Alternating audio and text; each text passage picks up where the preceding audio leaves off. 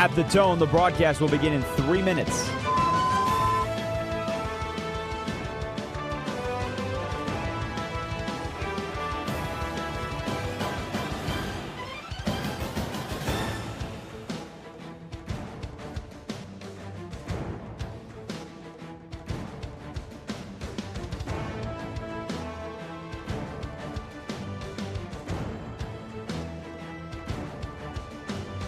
At the tone, the broadcast will begin in 2 minutes, 30 seconds.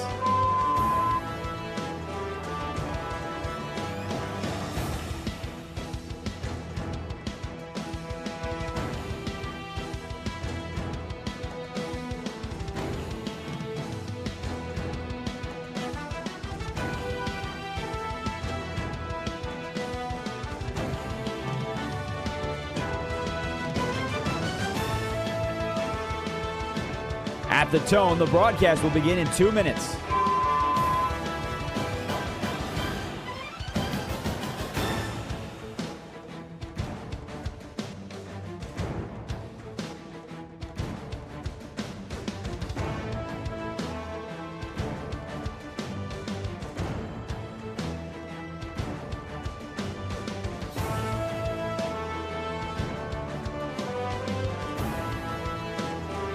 At the tone, the broadcast will begin in 1 minute, 30 seconds.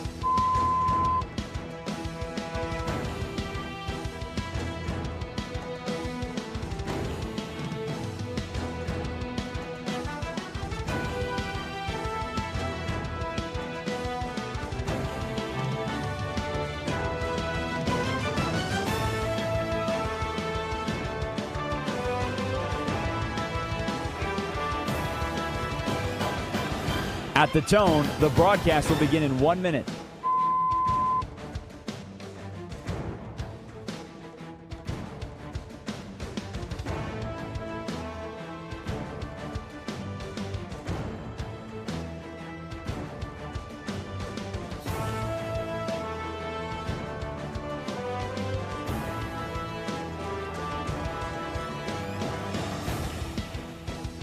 Stations, this is your final time check. At the tone, the broadcast will begin in 30 seconds.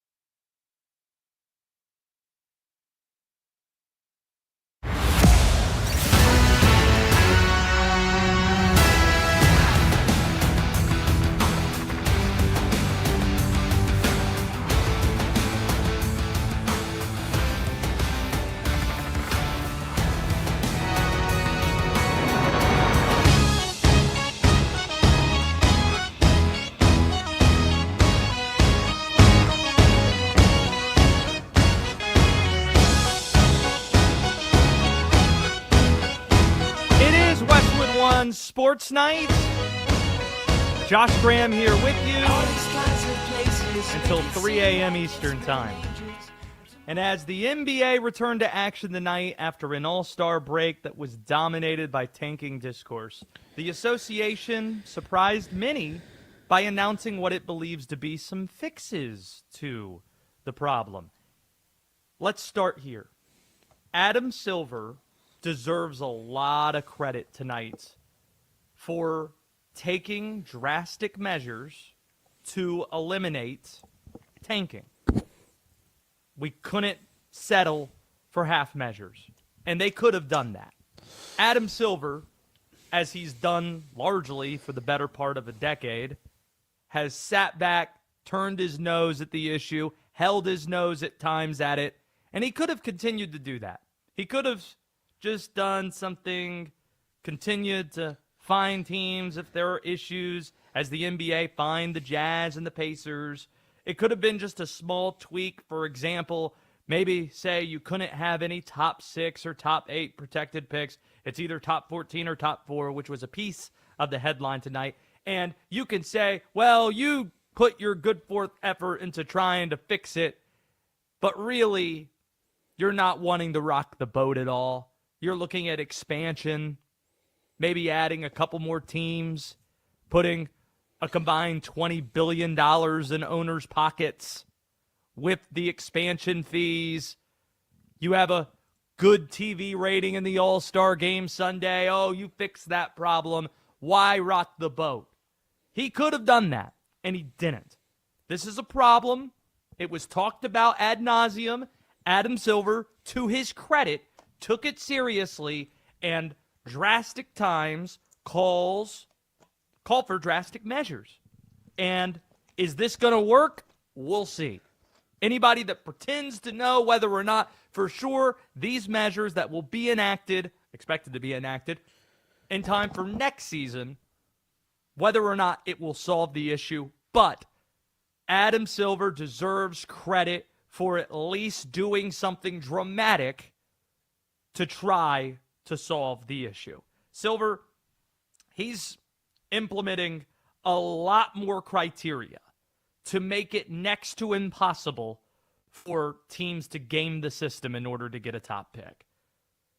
Now, in typical NBA form, you need a college degree in order to follow all the stipulations, maybe a master's degree to follow everything. Just kind of like understanding the apron rules in the NBA and, okay, bird rights and that. You kind of need a degree just to know what's happening in this sport. And the draft is now that way because here's what's being implemented.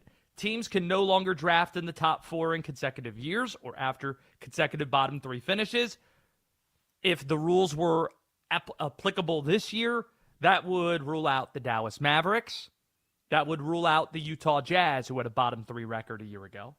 Also, teams can't pick in the top 4 after making the conference finals the previous year. That would have cost Indiana. Lottery odds, this is interesting, frozen at the trade deadline. So losses after the trade deadline, they won't help your chances down the stretch.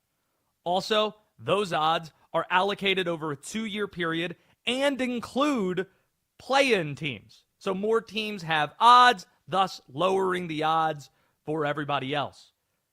Essentially, Adam Silver just transformed the nature of the draft. This is no longer, some were talking about abolishing the NBA draft. This is a sport, maybe the one sport you could get away with doing that. But rather than do that, he's reimagining the NBA draft. Reimagining it. It's no longer about helping the bad teams get better.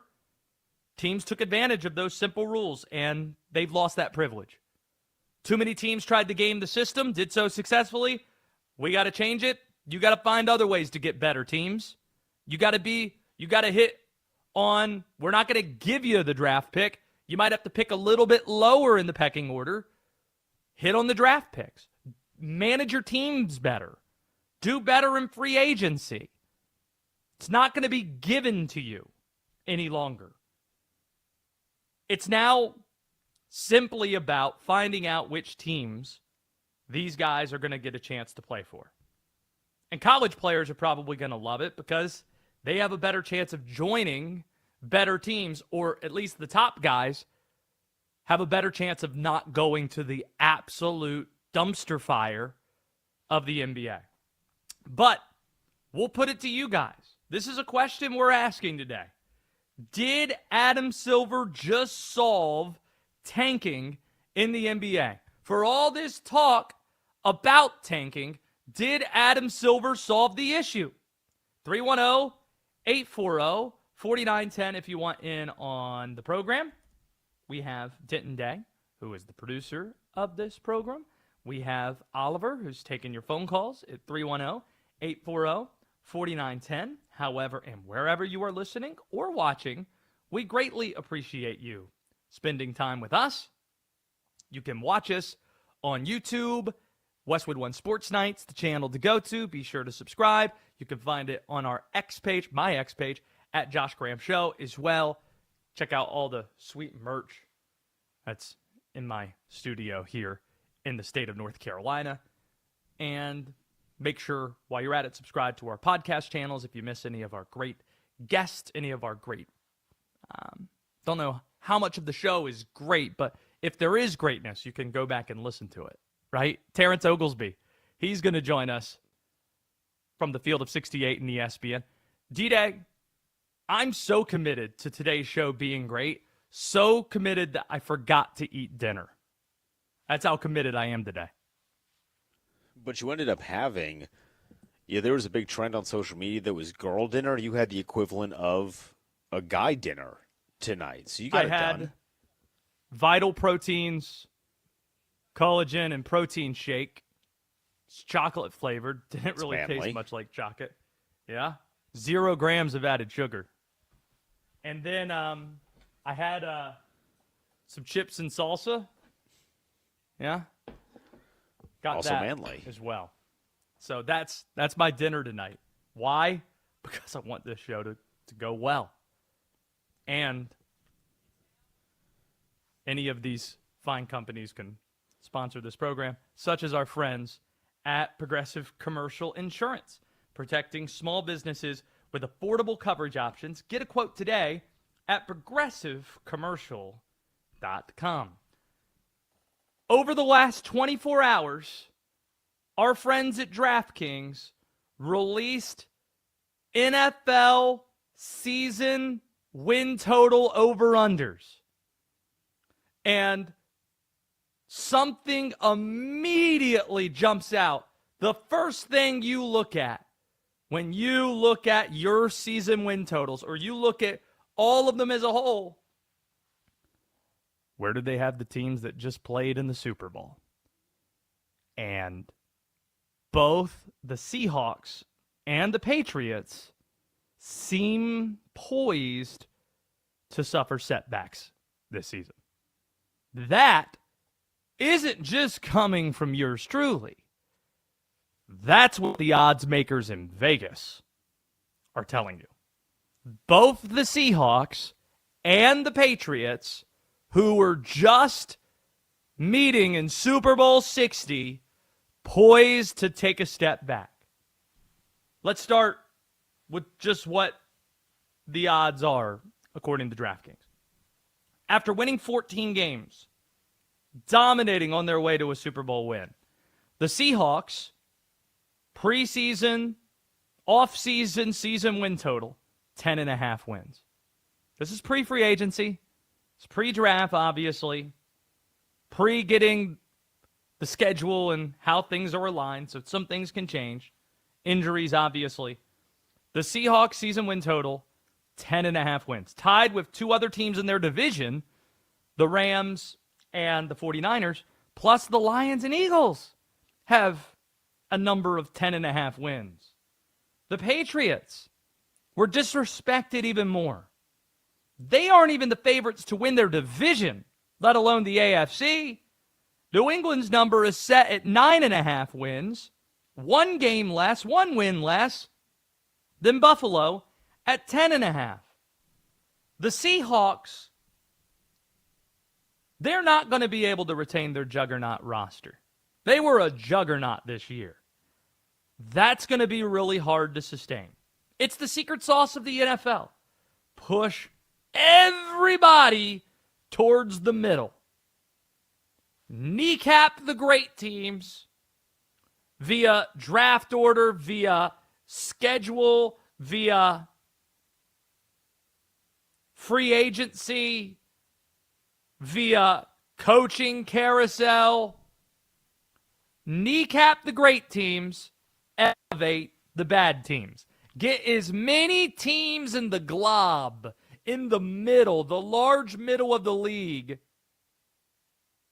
and thus all those fan bases are engaged and believe they can be the ones that make the playoffs. And if you make the playoffs, then you have a shot at potentially getting to the Super Bowl. And if you get to the Super Bowl, you can win the Super Bowl. Get them all believing that that's the case. The Seahawks, they have a slew of impending free agents. Key players, Kenneth Walker, right tackle Josh Jones, Rashid Shaheed, who they added at the trade deadline from the New Orleans Saints. They're just a few to name. Drake Thomas and Jake Bobo and key players. Tariq Woolen. They also just lost Clint Kubiak to the Raiders, which really matters, especially given your head coach is also the defensive play caller. It really matters losing Clint Kubiak.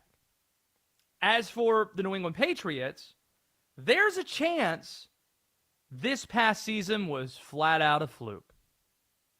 After all, they beat just one playoff team in the regular season. They were 1-2 in the regular season against teams that made the playoffs. They didn't look great in any of the postseason games.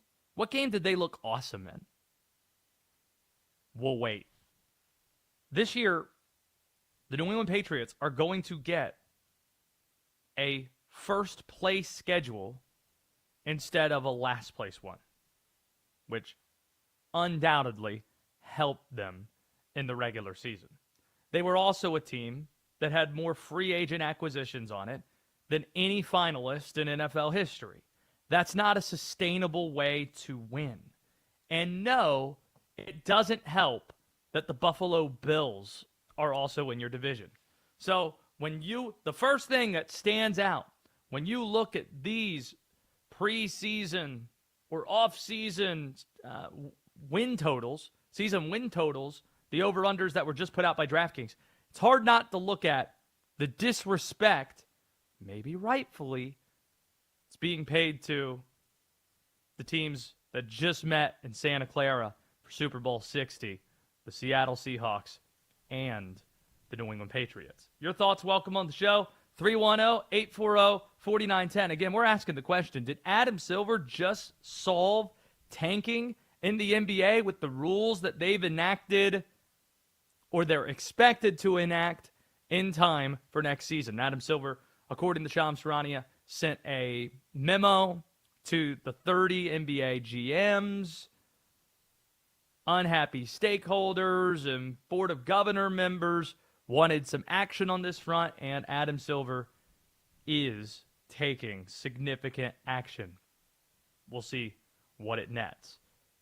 The NBA, though, didn't produce the only basketball proposal drawing headlines today, and odds are you're probably not going to like my take on it. That's next on Westwood One Sports Night. The Seahawks aren't expected to place the franchise tag on Kenneth Walker. Could the Super Bowl MVP be on another team next season? Get ready. The free agent frenzy is coming on Westwood One Sports.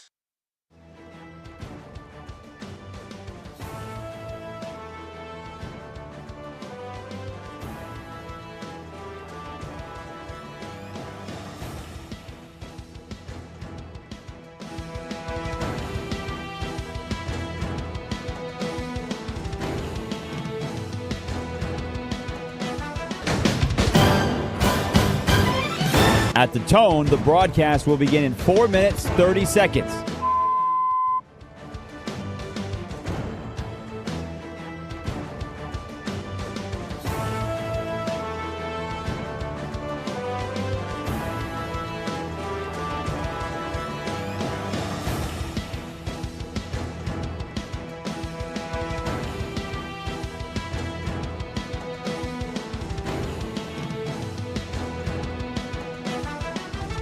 At the tone, the broadcast will begin in 4 minutes.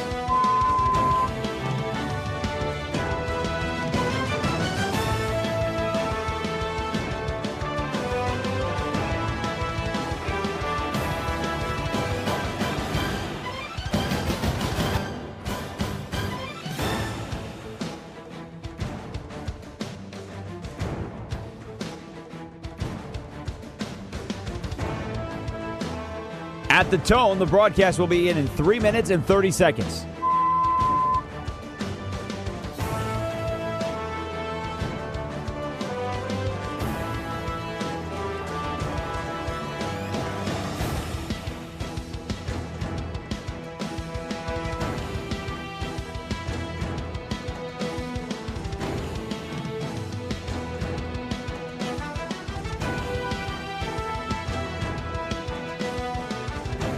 At the tone, the broadcast will begin in 3 minutes.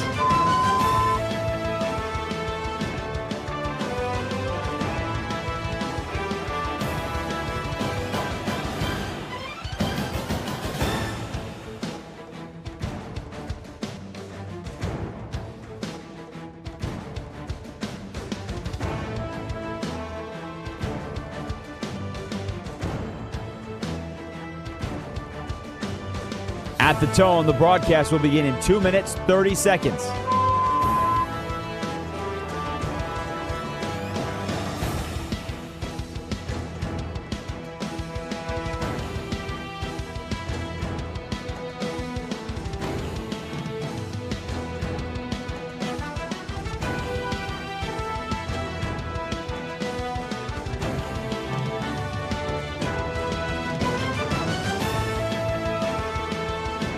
At the tone, the broadcast will begin in 2 minutes.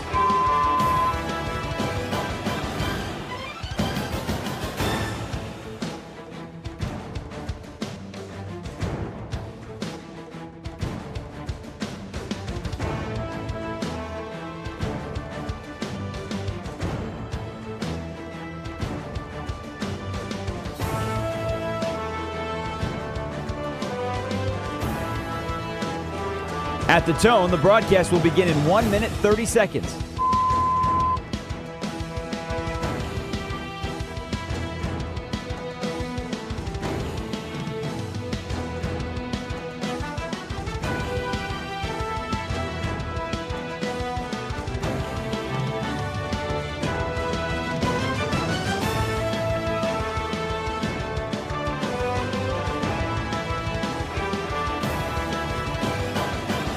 At the tone, the broadcast will begin in 1 minute.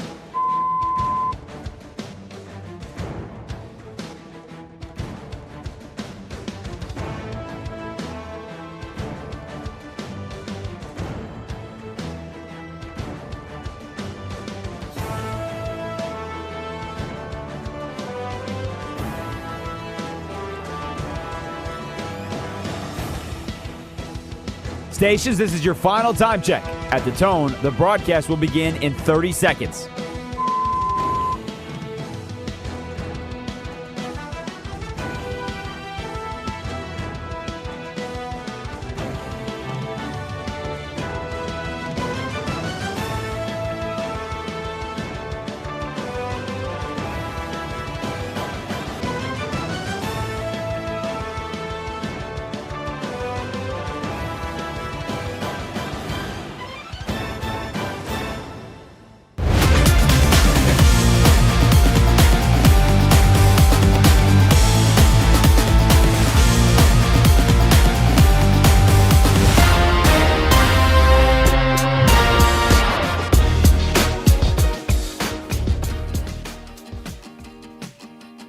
This is Westwood One Sports Night. Here's Josh Graham.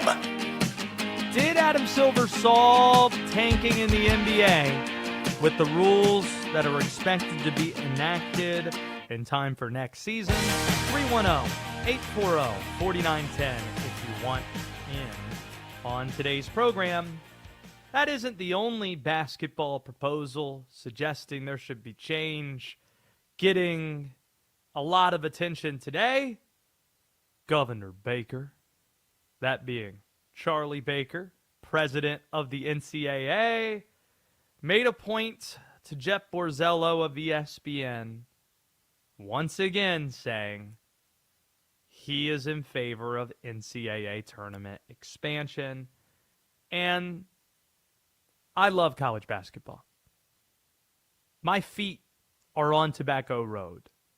I grew up in the state of North Carolina. College basketball just might be my favorite sport. I know what I'm supposed to say here. I know I'm supposed to say, under no circumstances should you expand the tournament.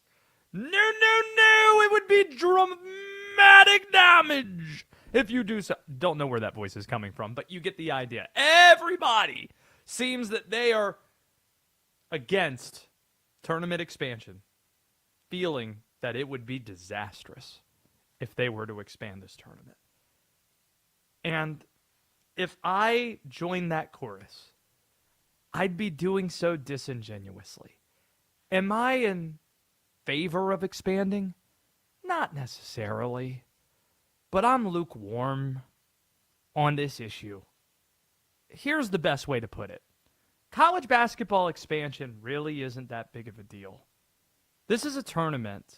If you know your history, you know it started with 8 teams in 1939 or in the 30s, expanded to 16 in the early 50s, and then by 1975, they eventually got to 32, get to 64 in 1985.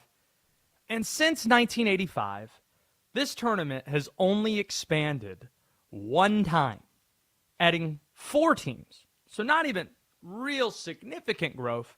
You went from 64 to 68 in 2011, 15 years ago.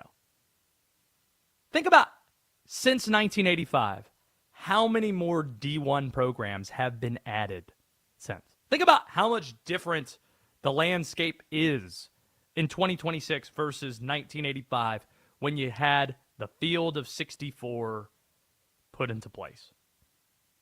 It's not going to be a huge deal if you expand the way they're talking about expanding. See, this sport already won. It was already a win when the sport universally rejected the initial recommendation that was given by an NCAA competition committee. Think that Grant Hill was on this committee. Their initial recommendation, do you remember this? Was that in college sports, not just college basketball, but in college sports, you should have 25% of your sport at least participating in postseason. And they said that should include the men's and women's college basketball tournaments. What they were suggesting at that time, now that it's ballooned to more than 360 D1 schools, at that time they were suggesting, recommending even, 96 teams making the NCAA tournament. That would have ruined it. It would have cheapened the regular season to a point where it's unsalvageable. It would have completely disregarded and discarded the brackets. It would have transformed the postseason into something else completely, and that's not what people want with something they love. Again, that was met with stiff collective disdain, and that's why it's not being considered any longer. So here's what the NCAA is considering. The NCAA is considering adding 4 teams or adding 8 teams. That's it. They're considering adding 4 teams or adding 8 teams. As somebody who would probably prefer they don't expand, if I had to pick one or the other, 4 would be better than 8, but neither would spell doomsday in March. Denton Day, you love college basketball as well. You're going to Duke, Michigan on Saturday. That's going to be a fabulous game in our nation's capital. But if we're being honest about it, we have the 2 doubleheaders in Dayton, Tuesday and Wednesday night. And I don't know about you, but as someone who gets so excited for the tournament to start, those days take forever before you get to tip-off time. Really what we're looking at here, if you want to know most practically what it is, we'd be adding an afternoon session in Dayton on both Tuesday and Wednesday. You'd add a noon and a 2:30, 3 o'clock game on Tuesday and Wednesday, and we'd all watch it, and we'd be fine. And then Thursday and Friday would remain the same, and the Final Four would remain the same, and it would be awesome. So can we stop pretending that adding an afternoon session in Dayton on Tuesday and Wednesday is going to destroy the sport? I don't think it'll destroy the sport, but I don't know that it's necessary. I agree. But that's a totally different take. The way, it's amazing how staunchly opposed college basketball fans are, even to minimal expansion. And partly, this feels like maybe not even partly, maybe this is primarily a messaging issue by the NCAA. If Charlie Baker and his team frames it the way that we just framed it right here, hey, here's what we're looking to do. We're looking to add an afternoon session in Dayton on Tuesday and Wednesday. Are you going to watch those games? Cool. That's what we're going to do. Then that's palatable. However, instead, he knows that it's unpopular. He has to know it. Yet he just comes out publicly saying he supports something that's unpopular, and he gets dunked on social media left and right with people saying, you're just placating the power conferences, and you're just trying to, listen to the complaints of all the coaches.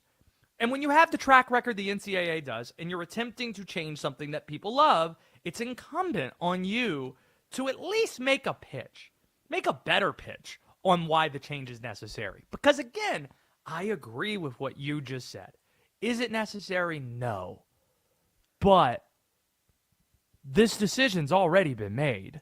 They know it's time for expansion. The question is it 4 or is it 8?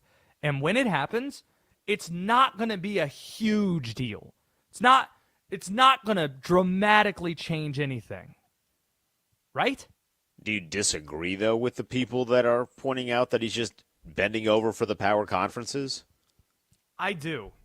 I think genuinely the people that they paid to put together a recommendation to them 10 years ago almost now suggested 96. And people freaked out. Rightfully so, because that would change everything. And so those people that you tasked said that you needed to grow. And they said you needed to grow significantly. But nobody really wanted to go that far for good reason, right? So they're trying to find what's the smallest amount we can grow this tournament without ruining the essence of the tournament. And to me, as long as you're not adding any more days to Dayton, and instead you're just adding an afternoon session on Tuesday and Wednesday, I don't think it's a net negative. I don't think it's going to hurt the tournament. I don't think it's going to hurt college basketball. I think largely it's going to be a shoulder shrug.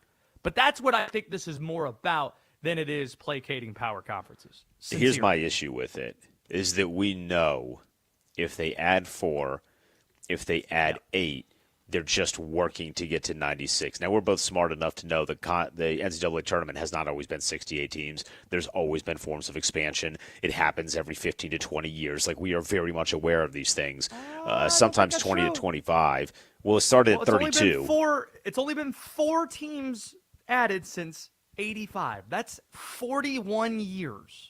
So now, if they're gonna, but that proves the point. If they're gonna start adding now, this is the ramp up to then really add to eventually get to 96. Because once you open that floodgate and you see, hey, more power schools are gonna get in, which means more money, and everyone's gonna want it on that pot, you're just going to add more and more and more, and the almighty dollar is going to be way more enticing than, quote, something fun. Right, and if it becomes a slippery slope, I'll call it out when we get to the point where it is damaging. I'll call it out then. But right now, I don't think it's that. And I also don't think it's a position where we can take the stand and you're going to stop it. This is inevitable. So the question is, wherever we're headed. You kind of assess it as we go. And I don't think 72 or 76 is going to damage the sport in a way that some are suggesting that it's going to. Terrence Oglesby, apparently with me on this. He's going to be joining us later on. ESPN, Field of 68. That'll be good fun. You know what else was a lot of fun? By the way, 310-840-4910 if you want in on the program. You are listening to Westwood One Sports Night. My name's Josh Graham. It was a storybook finish for USA women's hockey in what might have been the number one highlight of these Winter Olympic Games in Milan. It was the United States facing Canada in the gold medal match. These two sides seemed as if they were on a collision course all tournament long, and they met, and the game delivered. The Americans were trailing for much of it, Canada taking a 1-0 lead that held up until late in the third period when the United States emptied their net for an extra attacker. That's when Captain America herself Hillary Knight did this. Across to Keller. Back out to Edwards. Edwards with a shot. Score! The United States ties it with a goaltender pulled with 2:04 remaining. The captain, Hillary Knight. Nothing is cooler than the guitar solo portion of Freebird being our goal song. It's just amazing. It's perfect. Mwah. Chef's kiss perfect. Then you get to overtime. Are you familiar with the tweet that hockey fans pull anytime the postseason rolls around and the game goes to overtime? D-Day, are you familiar with this tweet? Please enlighten me. Okay, so John Boyce, don't know if he does much tweeting anymore, but John Boyce used to be a popular internet, a really popular internet follow, and he had a tweet from over 10 years ago that adequately described playoff hockey. And I think rather than just describe that, let me just read the tweet itself. This was from, let me date it, April 16th, 2014, where he wrote, "Why watch overtime playoff hockey when you can simply snort cocaine and ride a motorcycle out of a helicopter?" That's before 3-on-3 overtime was introduced. So I don't even know how you take what he just described a step up. But how about we go a couple of notches even higher than that? You think playoff hockey in overtime is that type of intense? How about make it 3-on-3? How about make it the golden goal in a gold medal game in the Olympics? That's what we were looking at. Both sides had chances, but it was Megan Keller calling game with this moment. The outlet pass for Keller, a defenseman. Nice move, cuts to the net, score! Megan Keller, the overtime hero. The United States wins gold and belong.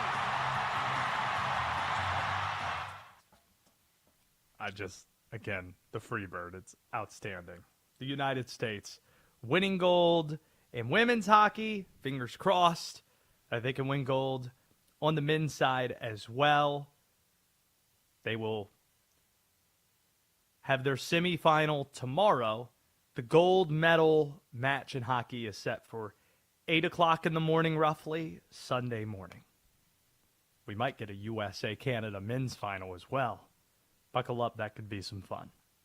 The most overrated team in the NFL has emerged this week, and it's based on odds that were released by DraftKings and some comments that we heard from this team's recently hired coach. We'll tell you what team that is next. The Colts have a QB decision to make. Cut, trade, or keep Anthony Richardson. Will the former number 3 overall pick be looking for a new home? Westwood One Sports.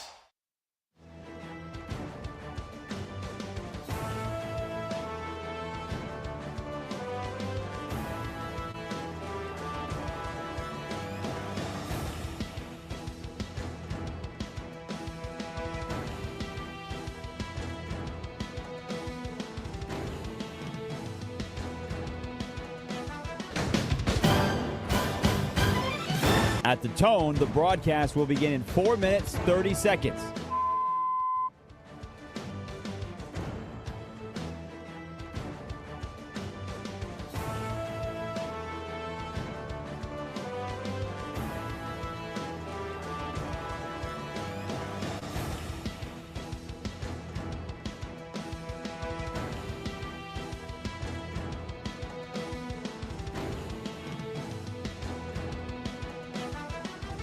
At the tone, the broadcast will begin in 4 minutes.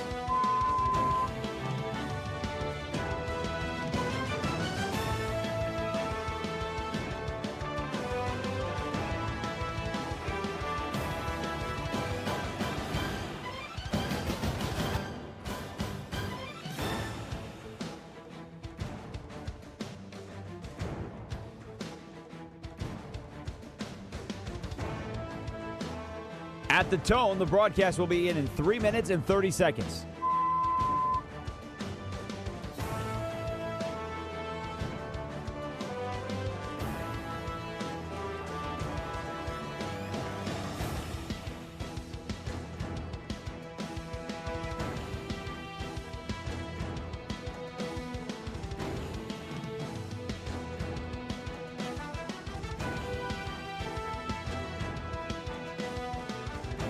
At the tone, the broadcast will begin in 3 minutes.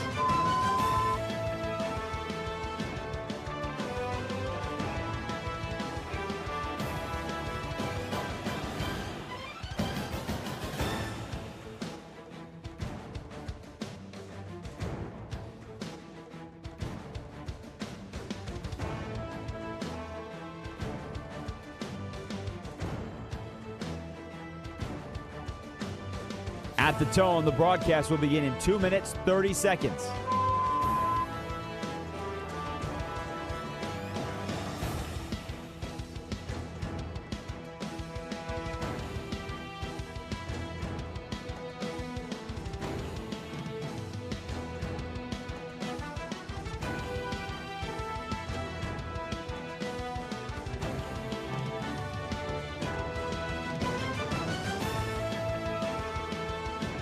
At the tone, the broadcast will begin in 2 minutes.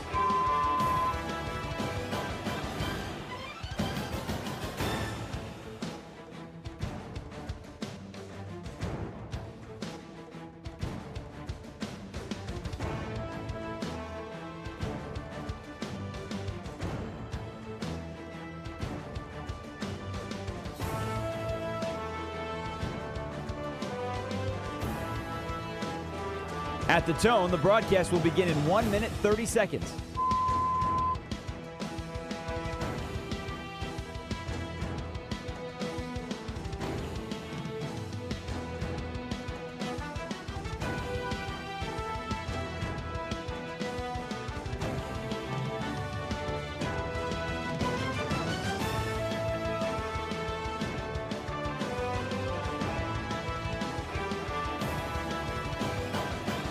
At the tone, the broadcast will begin in 1 minute.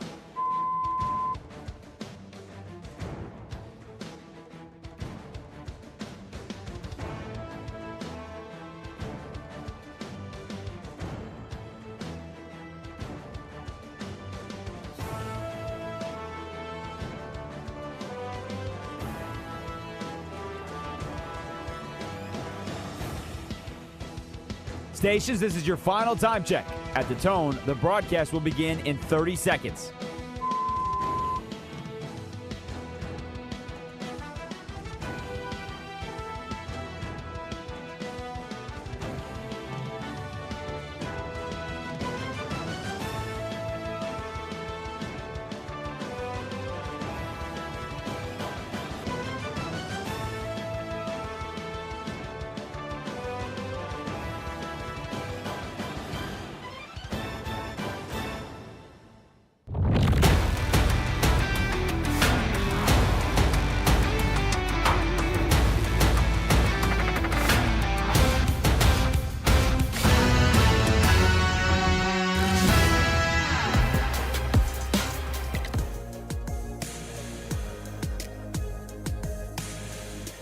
This is Westwood One Sports Night.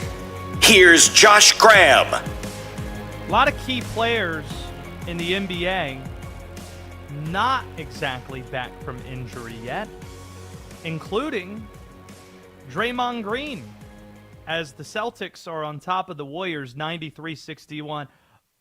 Oh, wait, Draymond actually is healthy, but just has no points, 0 from 7 on field goals, 0 for 5 from 3, and has played 19 minutes, minus 28, and is plus minus. Yuck.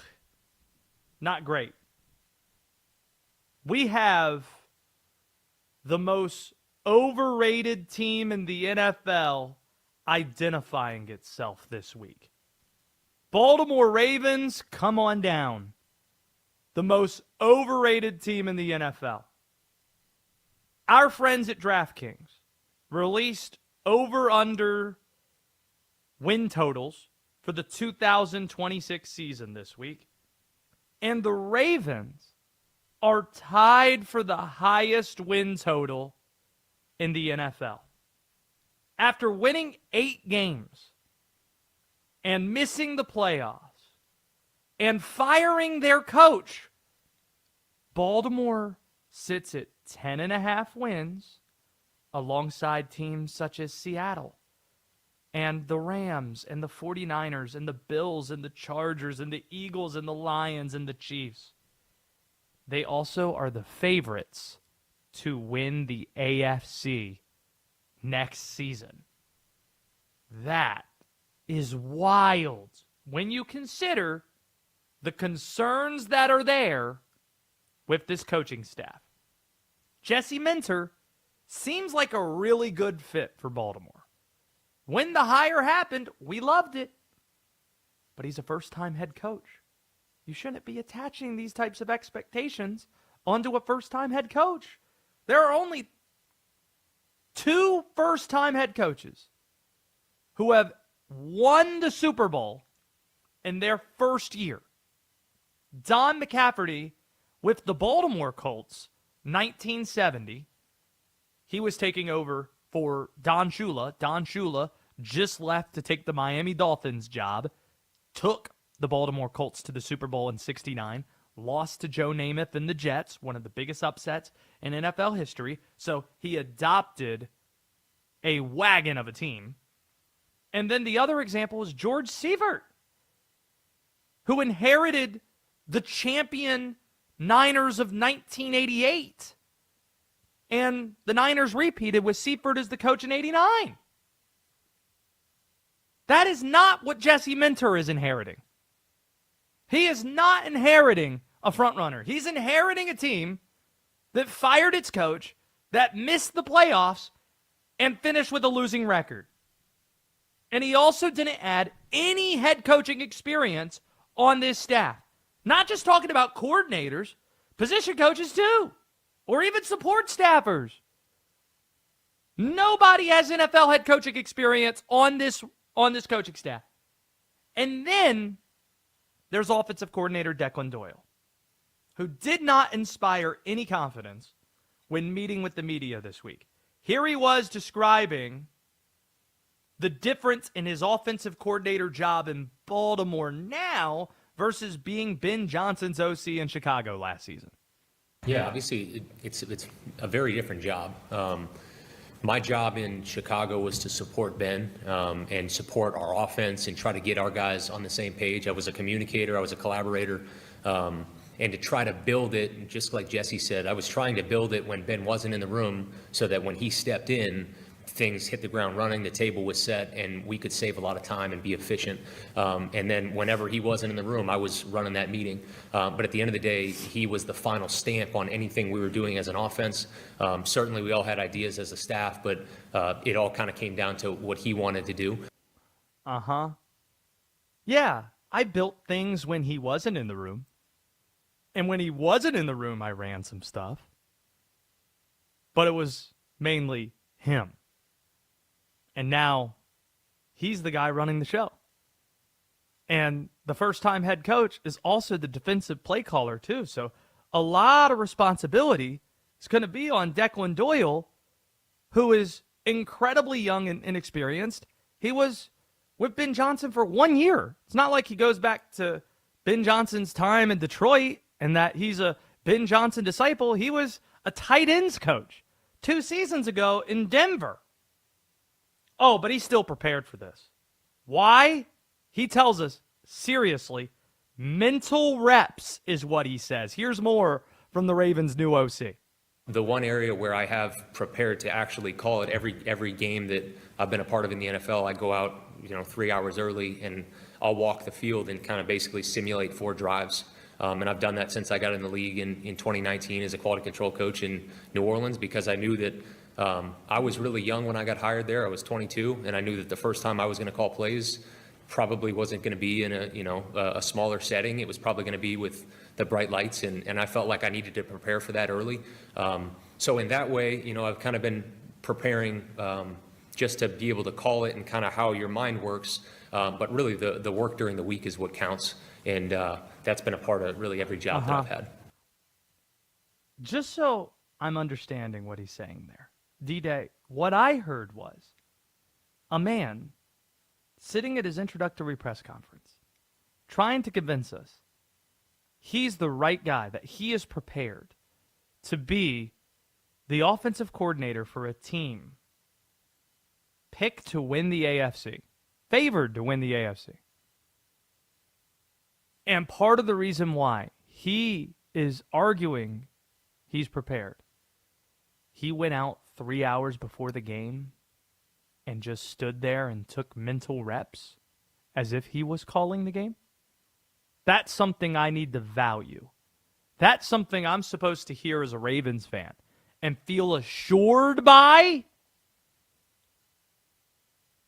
That is crazy. When he said it, I was like, looking around. He really just say that? He really just tried to tell me that him going out on the field as a quality control coach 3 hours before the game and doing mental reps as if he's a play caller is going to prepare him for being the offensive coordinator for an NFL team. Alrighty then. And that brings us to Lamar Jackson, who just might be a ticking time bomb. He's entering his 9th NFL season. Plus, was a mainstay all 3 seasons at Louisville. He played all 3 years there. He's already shown signs of wear and tear. He's missed 15 games over the last 5 years. There isn't a great track record for mobile quarterbacks being successful once they approach 10 years in the league. Also, can we be honest about something for a second? Lamar isn't exactly known for his work ethic. Not specifically citing the story that we don't know the validity of that dropped late in the season, December, talking about the video games and the late nights and falling asleep in meetings. You can put as much validity into that as you want. This is a fact. This is something that's undeniable. Lamar Jackson never shows up to involuntary meetings. Sometimes he doesn't even show up to meetings he's supposed to be at. Remember last year when he got fined $750,000, $750K for missing out on a workout or a couple of workouts?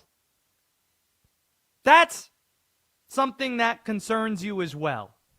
When it's that quarterback who's already shown some wear and tear, who's approaching year 10 and has a new coordinator, and that new coordinator is very green, and the expectations are crazy, and you won 8 games last year.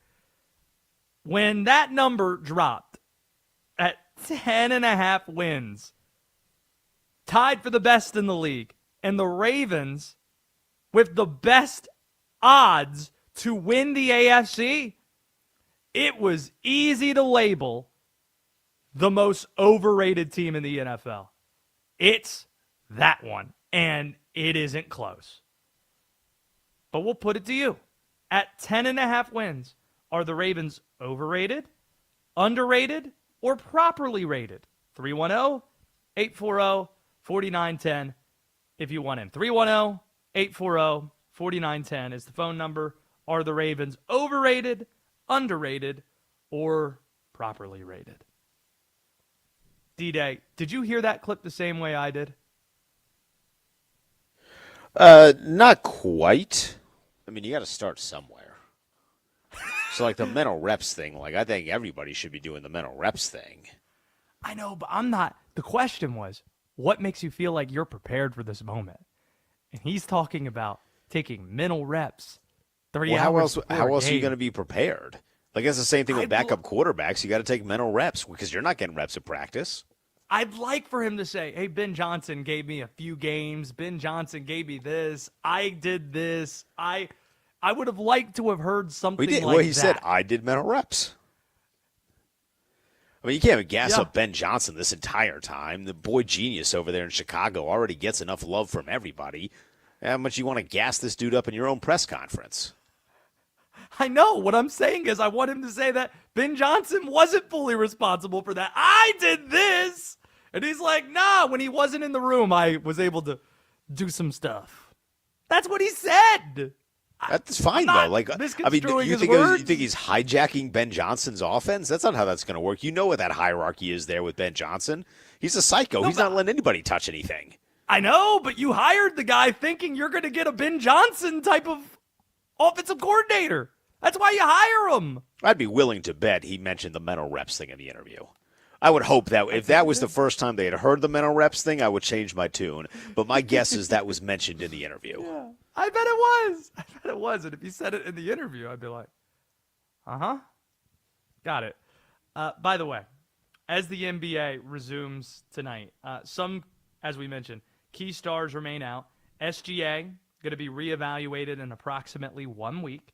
Jalen Williams, 2 weeks for Oklahoma City. Cooper Flagg is going to miss the Mavs game on Friday night. Doesn't seem like he's going to be kept out all that much longer. Steph Curry getting close to returning. He'll miss roughly 5 more games. Had to change the channel from that Boston Golden State game. It was 102-73 going into the fourth quarter. So what are the other options here? Orlando, Sacramento. Well, that was a 4-point game, and now it's Orlando by 16. Think it might be time to turn on the latest game we have. That's the Nuggets and the Clippers. We're going to fire that one up. Regular season NBA hoops. Can't wait for baseball to start, man. Where we could just have some late night doyers. Oliver, who's your team? You just said it. Die-hard Dodgers fan. No! I thought for a moment we were going to have one ally. One! And isn't a Dodger person. Just one! Why be an ally when you can have fun? You know what I mean? I mean, you went to the University of Maryland. I was assuming I was going to get Orioles or D-Day's Nationals, something. I'm born and raised in L.A. I was there for the days of Casey Blake and Chad Billingsley, man. I'm locked in on this. Good for you. Darn it. As the calendar approaches March, is there a dominant team this year in college basketball? It turns out that question is going to be answered this weekend, and we'll tell you how next. This is Westwood One Sports.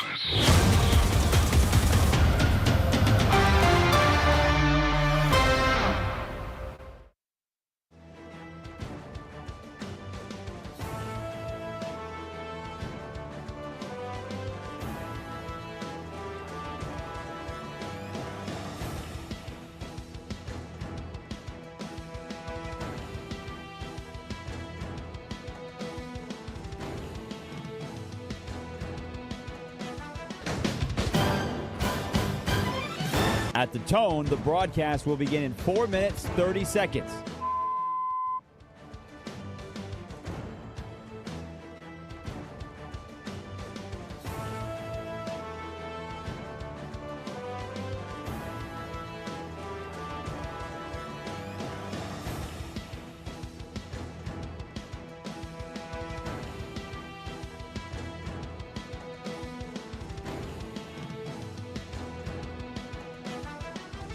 At the tone, the broadcast will begin in 4 minutes.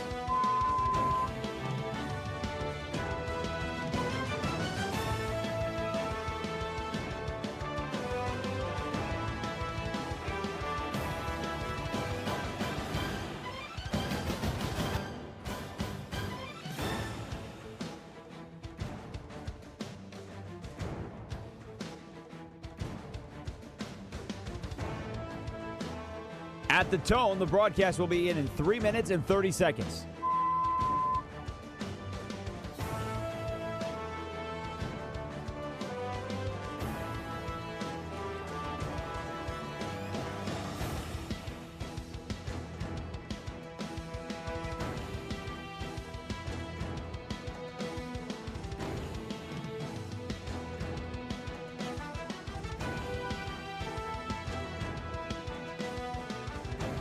At the tone, the broadcast will begin in 3 minutes.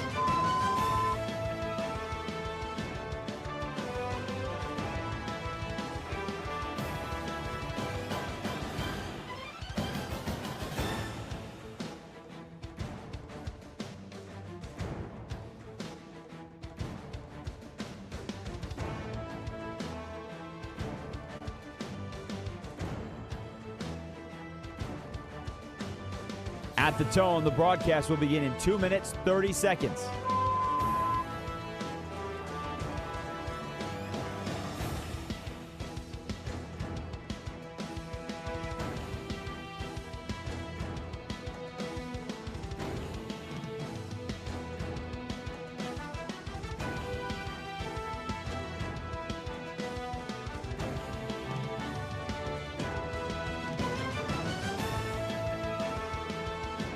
At the tone, the broadcast will begin in 2 minutes.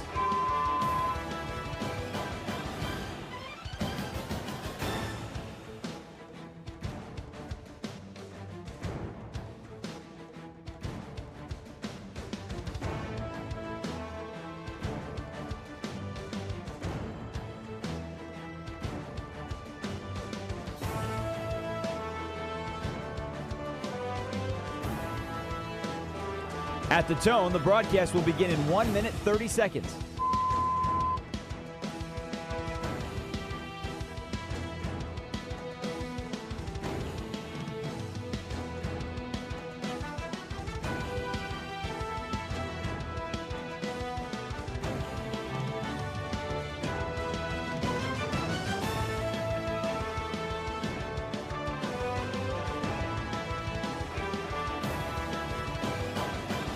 At the tone, the broadcast will begin in 1 minute.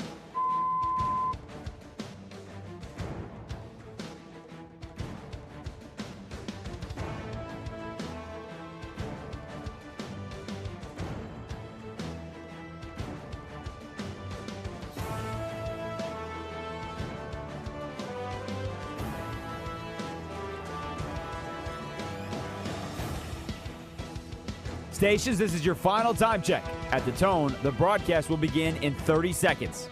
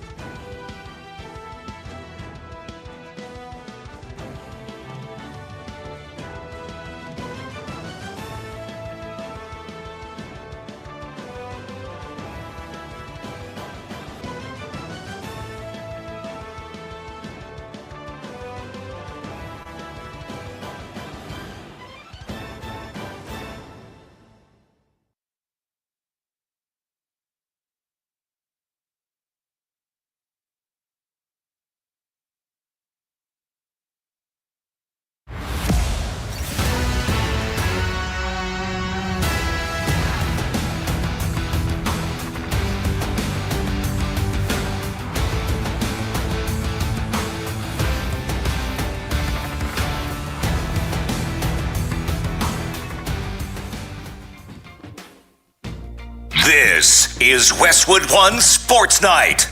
Here's Josh Graham. As the favorites to win the AFC, tied with the highest season win total in the league at 10.5 wins, DraftKings just now releasing season win total over-unders for 2026 in the NFL. The Baltimore Ravens are my most overrated team in the league. Frankly, don't even think it's all that close. 310-840-4910 if you want in on the program. Robert in Annapolis wants in. Robert, given where you're at geographically, I have a feeling you might be disagreeing with me on this front. Just know I am very excited about watching the Orioles face the Yankees in spring training baseball tomorrow at around 1 p.m., or I guess today at around 1 p.m. So I hope we can start by finding some common ground there. Well, the Orioles are going to win the American League pennant, so they'll be in the World Series. But let's get to the Ravens. You what are am I a missing? Ravens fan. You are a Ravens fan, aren't you? I moved from Maryland in 1994, so it was pre-Ravens, and I've lived in North Carolina pretty much the rest of my life. So I was a Carolina Panthers fan for a good bit, and then I started covering the team. And once you start covering a team, it kind of zaps the fandom out of you. So I'm not really emotionally attached to an NFL team anymore, but never really had the connection to the Ravens except for the fact that a ton of my family loves the purple of Ravens football. Loves it. Well, they do play Carolina, so that's one of the wins. By the way, have you looked? Let's analyze it this way. Have you looked at the Ravens' schedule? Okay, I did. Within their division, they are the best team. So they're going to go at least 4-2 in that. They play. But wait, why are they better than the NFC. Steelers? Why are they better than the Steelers? The Steelers don't have a quarterback. Well, let's assume Aaron Rodgers is coming back, as a lot of people think he is. We Let's say can't for the assume purposes that. of this conversation. Fine, let's assume it for the purposes of this conversation. I think he is coming back. I think in that case, you have to say the Steelers are better because they won 10 games and won the division this past year. No. Okay, let's go 1-1 with the Steelers because that's usually what happens. 2-0 against the Browns and 1-1 with the Bengals. That's 4-2. They play the NFC South. What do you got there? Carolina, they're bad. Yeah. New Orleans, Well, it's bad. in Charlotte. It's in Charlotte, and before you start saying how bad they are, let's not forget that the Ravens and Panthers finish with the same number of wins. Let's not forget Okay, that. forget last year now. Let's go. Oh, yeah, Charlotte. Well, great let's home not field forget advantage. last year. The Panthers were a playoff team, and they're trending upward. I'm not going to go with dismissive. They're just going to win games on the road when your team had a losing record this past year. I'm sorry, that's not an accepted win. The Texans, the Bills are on the road. The Colts, the Cowboys, those are not gimmies. Where's the gimme on the road? The Colts don't have a quarterback. Well, Come we'll on, see. We'll see. They play the. Josh, bring up their schedule after you get. I have it. Bring up their. I have it. Okay, go through it. Go through it. I just did. Can you Your get road 11 games wins? are Cincinnati, Cleveland, Pittsburgh, Atlanta, Indy, Houston, Carolina, Buffalo, Dallas. I don't see a gimme out of the road wins, period. At home, you got Kansas City, Pittsburgh, the Chargers, the Bengals. Other than Arizona, San Francisco is coming to Baltimore this year. Other than the Browns and the Cardinals at home, there isn't a game that you look at and say, for sure, Baltimore's winning that game. And that's my problem. Like, you don't have an easy schedule. I don't know why you're citing the schedule when you got San Francisco, Kansas City, and Buffalo on it. I don't know what you're looking at. And you're on the road at the Cowboys this year and the Texans. All right, Josh, it sounds like you have an easy bet. Why don't you just bet whatever you got under the 10.5, okay? I always bet Josh, I always bet the Ravens under as a honey bet. You know what a honey bet is. Even if your team loses, you're going to win some money. But if you go through that, look, a lot of things happen. Lamar was not himself this year for whatever reason, injuries. I don't know, but we got to change in the coaching.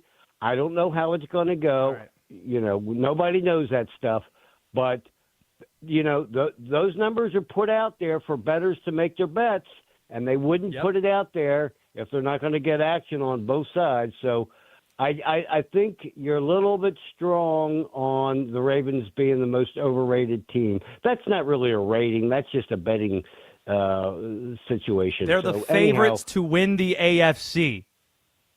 I'm not going to go that far. But that's what DraftKings says. That's a rating, Robert. That is a rating. Okay, but the point is, even I'm not that optimistic. But I do believe that. Okay, then we can can find common ground on that, and we can find common ground on Pete Alonso and Colton Cowser in center field. Oh yeah, and Trevor Rogers figured things out. Hey.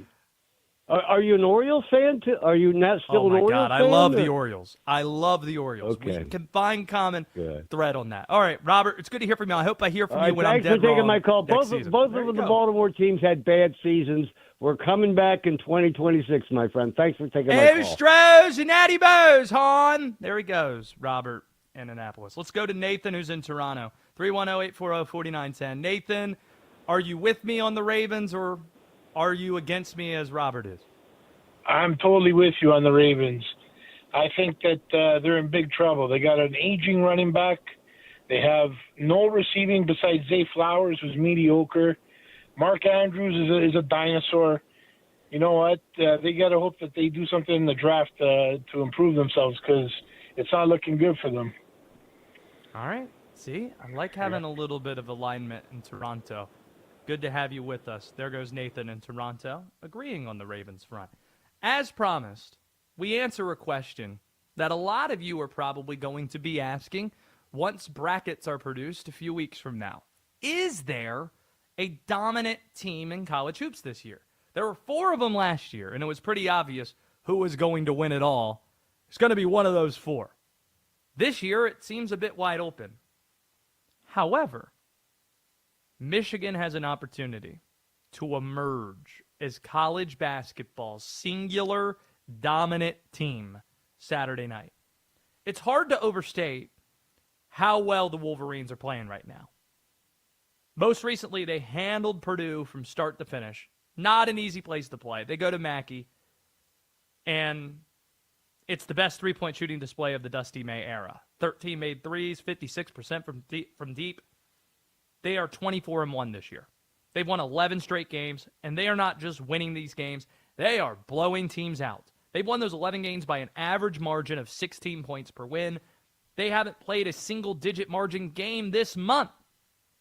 The other top contenders for the distinction of being the best in college basketball, they've been leaking oil lately. Arizona's lost 2 of the last 3. Koa Pete banged up. He won't be evaluated again until next week. The last time we saw Houston, what happened?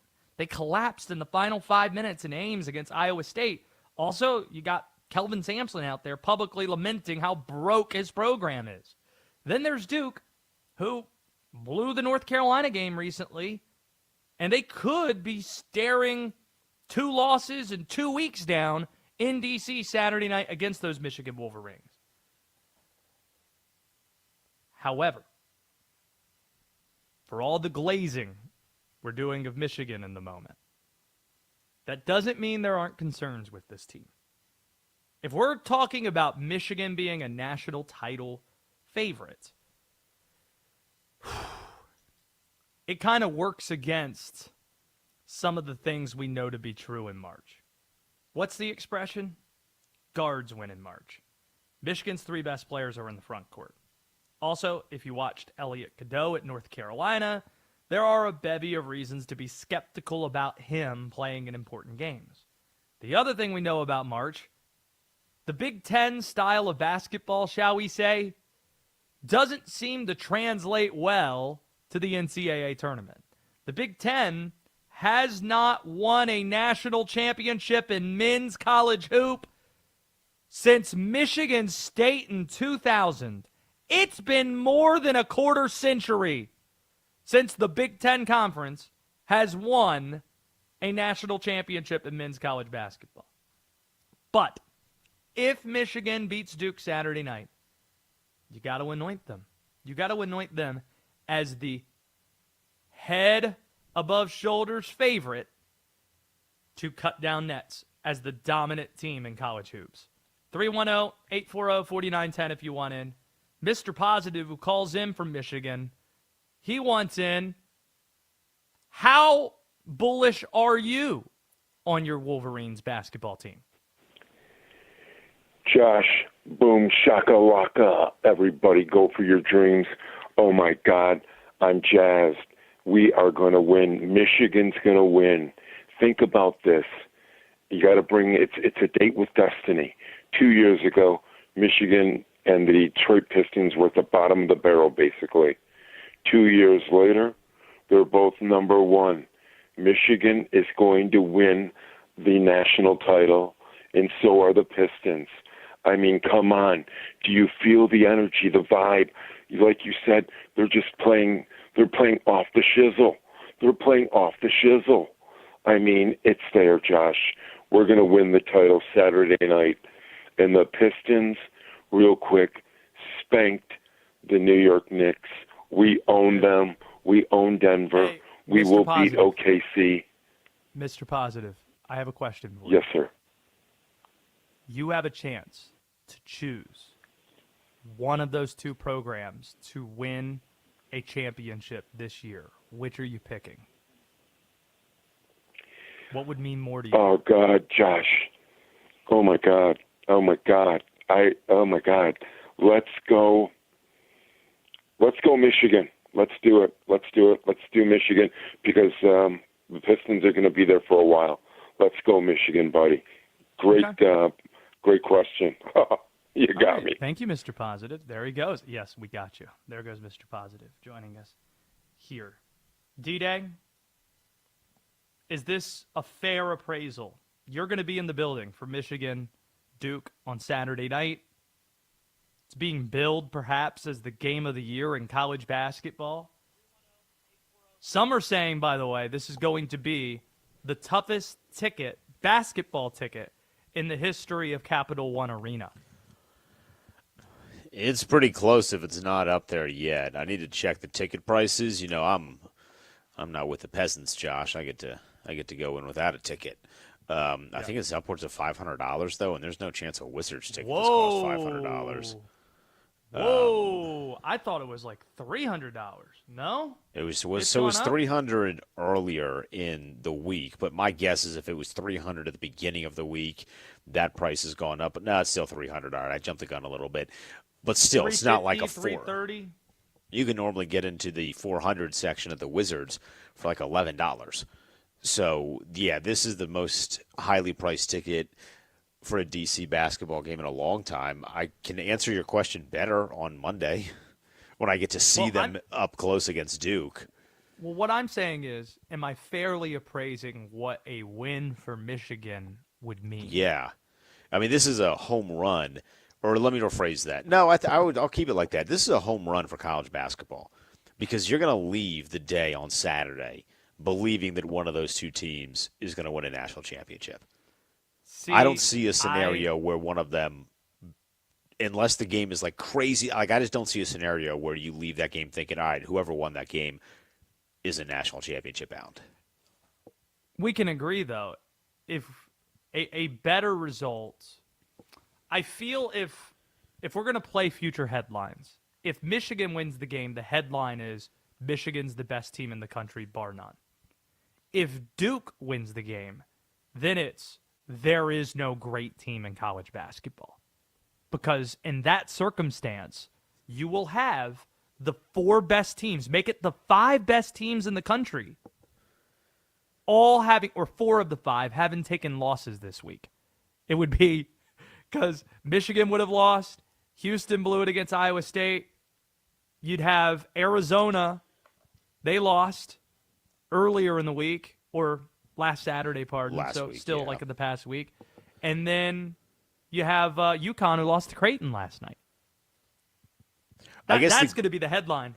If Duke wins, there is no great team. If Michigan wins, I think you got the Charles Barkleys of the world resurfacing saying it's going to be the Michigan Invitational down in Indy. I guess we'll just lean fully into future headlines. How much does Duke win by? Because I think if Duke kills them, then the conversation's a little different. And you're like, Duke wow, isn't built like this that. is what the ceiling is. I don't think they're going to kill them. In fact, I kind of think I'm leaning Michigan at least a little bit in this one. But if Duke comes and shoots 62% from the floor again against a good, competent team, with all due disrespect to Syracuse, they're kind of buns right now. This is not a Jim Boeheim team, as much as I love watching Carmelo's kid, although the problem is I can't watch Carmelo's kid because he keeps getting benched. That Syracuse team is buns. If Duke does what they did to Syracuse against Michigan, I do think that changes the conversation. I don't think either team is capable of running away in this game. I don't believe that's going to happen. But in terms of future headlines, that's how they're different. That's how it's going to be framed different depending on what the result is. We have 2 pieces of audio. We have an maybe pound for pound the best player in the NFL saying something. And we have somebody who might be the most talented player in the NBA trying to turn into a heel, it seems. You'll hear all that next on Westwood One Sports Night. The NFL franchise tag window is open, with free agency starting within weeks. If it happens between now and kickoff, we'll tell you what you need to know on Westwood One Sports.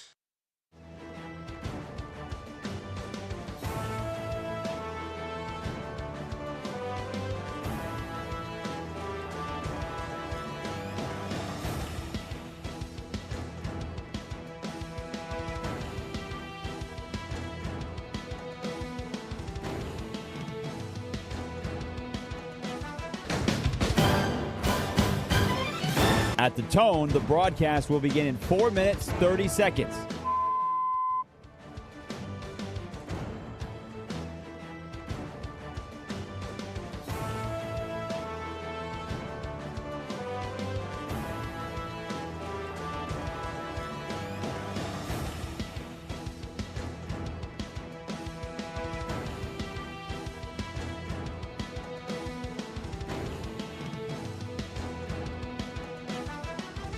At the tone, the broadcast will begin in 4 minutes.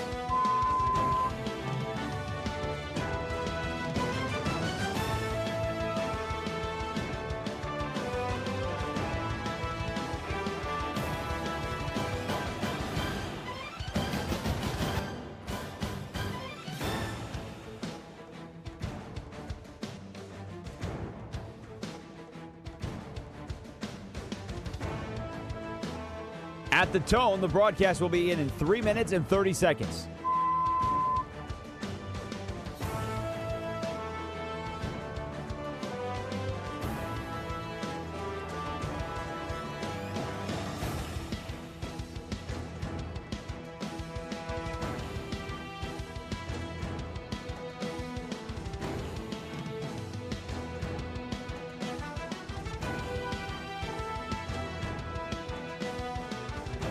At the tone, the broadcast will begin in 3 minutes.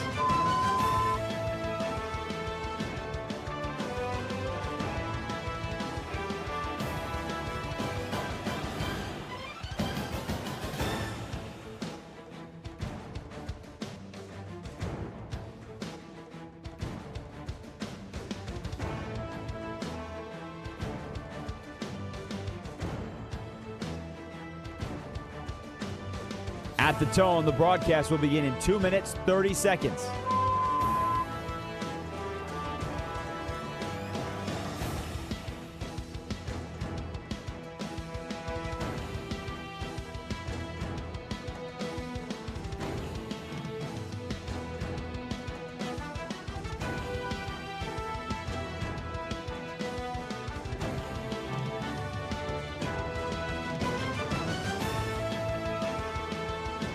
At the tone, the broadcast will begin in 2 minutes.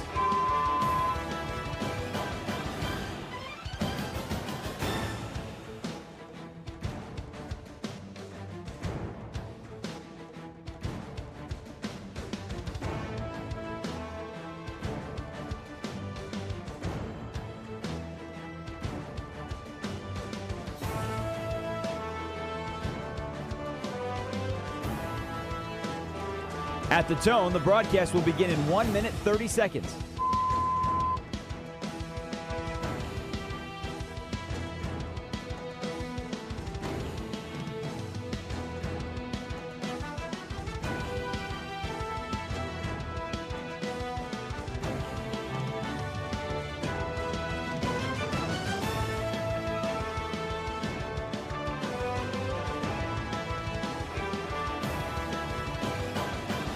At the tone, the broadcast will begin in 1 minute.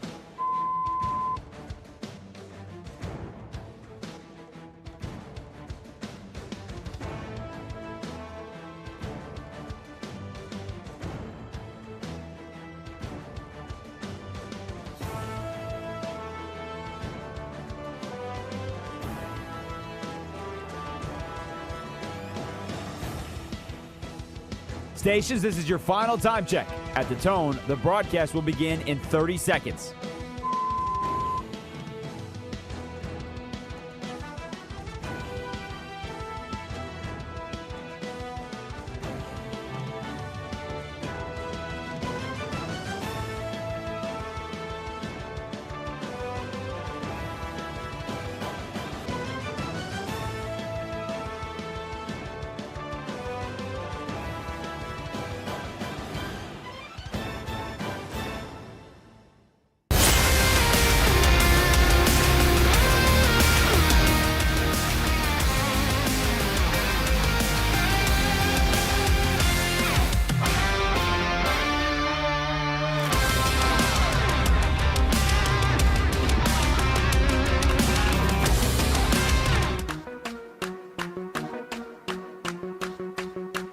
This is Westwood One Sports Night. Here's Josh Graham. There's a fight breaking out at the Clippers-Nuggets game right now. At the center of it is Jonas Valanciunas, probably about to be thrown out of this game. D-Day, does Jonas Valanciunas look like a bigger European version of Travis Kelce? I think it's does Jonas Valanciunas look like that? That's a very good comparison. Similar haircut, similar beard. Mm-hmm. Yeah, I agree. Yeah, he's about to get thrown out of a basketball game as the Clippers are up 83-82 in the fourth quarter of a game. The NBA's back, and so is Jonas Valanciunas. Don't quite know who he was mixing it up with, but a fight breaking out there. You know, let's actually get into the NBA for a second. The best and worst stories in the NBA going down the stretch of the regular season on display tonight. The best story, the Charlotte Hornets. We're going to talk with Terrence Oglesby in about an hour. He does TV for the Hornets. He also is one of the leading voices on college basketball nationally for Field of 68 and also for ESPN.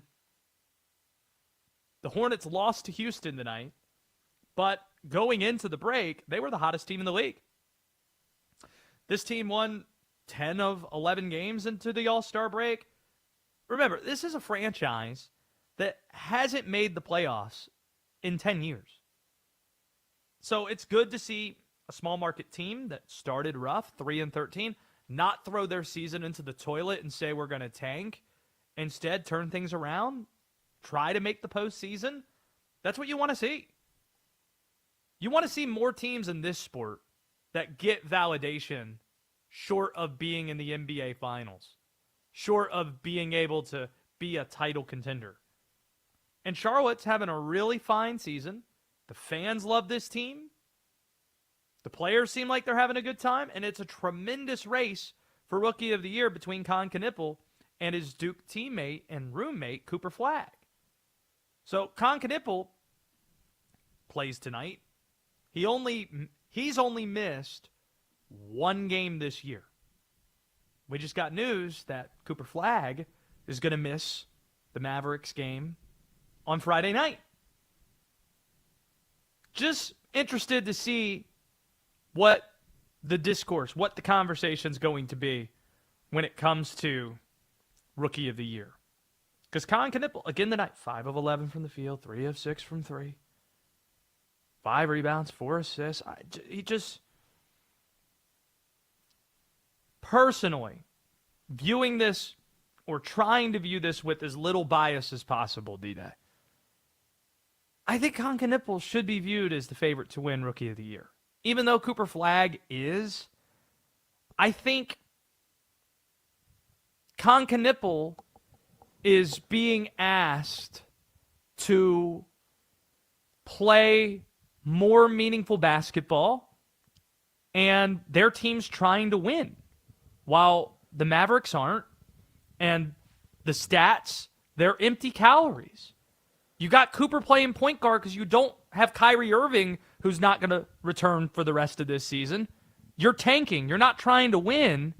So what do those stats really mean versus what Con's done, which is incredibly meaningful for a team winning basketball games and also playing in a ton more games? When you say what you just said, yeah, using the term without bias, does this mean that you are officially coming out as a Charlotte Hornets fan on this program? My issue is I don't care about the team, but I root for Con. I covered Con, and I root for some of these guys who I got to know when they were in the G League in Greensboro, right down the road from my house. And I know some people who work within that organization. And also, how can you not root for a team that hasn't been to the playoffs in the last 10 years? A team that's never in their history, that's getting close to 40 years of existence, even made a conference finals. So when I say bias, it's that. It's being close to the situation It's having seen a lot of bad basketball. It's less about the emotional attachment, the feeling that you get of watching your team win. Does that make sense? It does. For now. I think you're getting closer. You're getting closer and closer. Playing pretty soon you're going to Hornets. That's what I'm saying. Pretty soon, you got this nice, beautiful backdrop, which you can see on Twitter and on YouTube. Search Westwood One Sports. Including my dinner. I didn't even realize the Tostitos bag. Carbo loading for a great show. I feel like what happens first? Product placement. What happens first? Linnell Willingham getting Dodgers material on his backdrop, or you getting Charlotte Hornets material on your backdrop?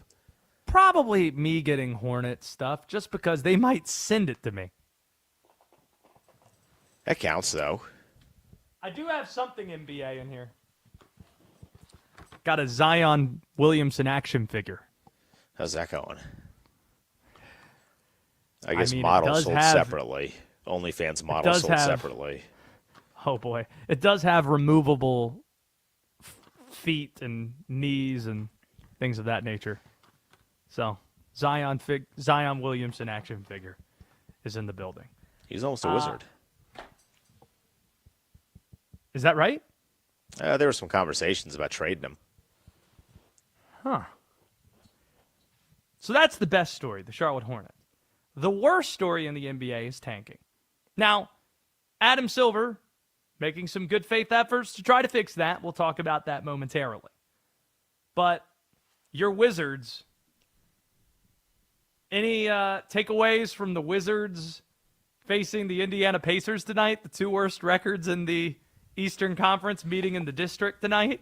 Yes, it was very hilarious, actually. I'm glad that you're giving me a platform to share this with you because there was a Wizards fan account that tweeted. So Anthony Gill hit a big-time shot late in the game to kind of seal the win for the Wizards. And the account tweeted, if this dude just cost us Darren Peterson, but based off of the events that have happened in the last 48 hours, Josh, I feel like Anthony Gill might actually be a superstar in the town because he might have cost the team Darren Peterson to get A.J. DeBonsta, which if that's the trade-off there, sign me up. I'm there for it. Or Caleb Wilson. Or Caleb Wilson. I'll take DeBonsta first, but Caleb Wilson is second in that race. Dude, I look at your roster right now, the Washington Wizards roster, and I am getting so sentimental. Like I see Bub Carrington, who I loved watching, go off in the building he now calls home during the ACC tournament with Pittsburgh a couple years back. I see Anthony Gill, shout out to Virginia, go Hoos, wahoo wah. Alondes Williams plays for the Wizards? Sure. I have no idea. That is ACC Player of the Year, Alondes Williams, who I believe was maybe like 1 or 2 rebounds short of leading the ACC in points, rebounds, and assists in a season. One of the craziest years I've seen somebody have. And then another Virginia legend, Jay Huff, is on Indiana tonight. See, as a college basketball nut, I actually like these tank games. I like watching it and getting sentimental, seeing some of the guys. Jay Huff should have been in the dunk contest. He should have been. He's a better dunker than most of the guys that we saw. Bald is beautiful. Put on for the balding guys. He should have been in the dunk contest. So none of these games, though, or nothing happened in Celtics Warriors that would prompt fines from the NBA. Just so we know. I don't think Draymond's gotten kicked out, so yes, that would be correct. If he's gotten kicked out now since in the last 10 minutes, maybe, but I don't think that's happened. No. I'm talking about the Wizards and the what did I say? Celtics? I meant the Wizards Pacers game. Nothing happened. No, I mean the two worst teams in the league. Trey Johnson was on a minutes restriction, but you're not going to come down on a team for resting a guy coming off of a sprained ankle. You know what I mean? No, if you're the NBA, you can penalize somebody for resting Jaren Jackson Jr. You're not going to do the same thing when it's second-year player Keyshawn George. Honestly, can Conspiracy Josh make a quick appearance? Let me see. I don't have my tinfoil cap. I'm going to make one of those. Need to.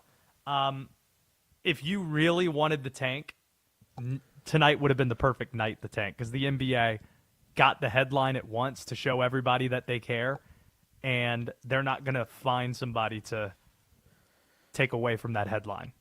So if you really wanted the tank, tonight was the perfect night to tank because they weren't going to do anything about it.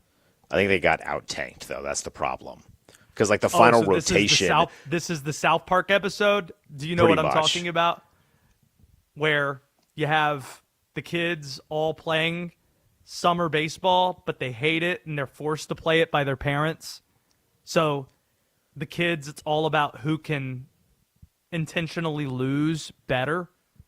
And the South Park team is struggling to lose, so they just keep playing while all the kids that lose celebrate when they lose. And meanwhile, the only joy that Stan Marsh gets, the dad, is going to each of these Little League games and picking fights, getting hammered, and then taking his shirt off and saying, "Hey, I thought it was America. Thought it was a free country. Thought it was a free country." 310-840-4910. Let's go to James, who's in Georgia.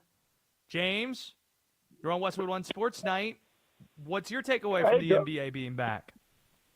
Well, Josh, I want to say first, I hope your Hornets come back great. I hope they don't beat out Atlanta, but I hope they do good otherwise.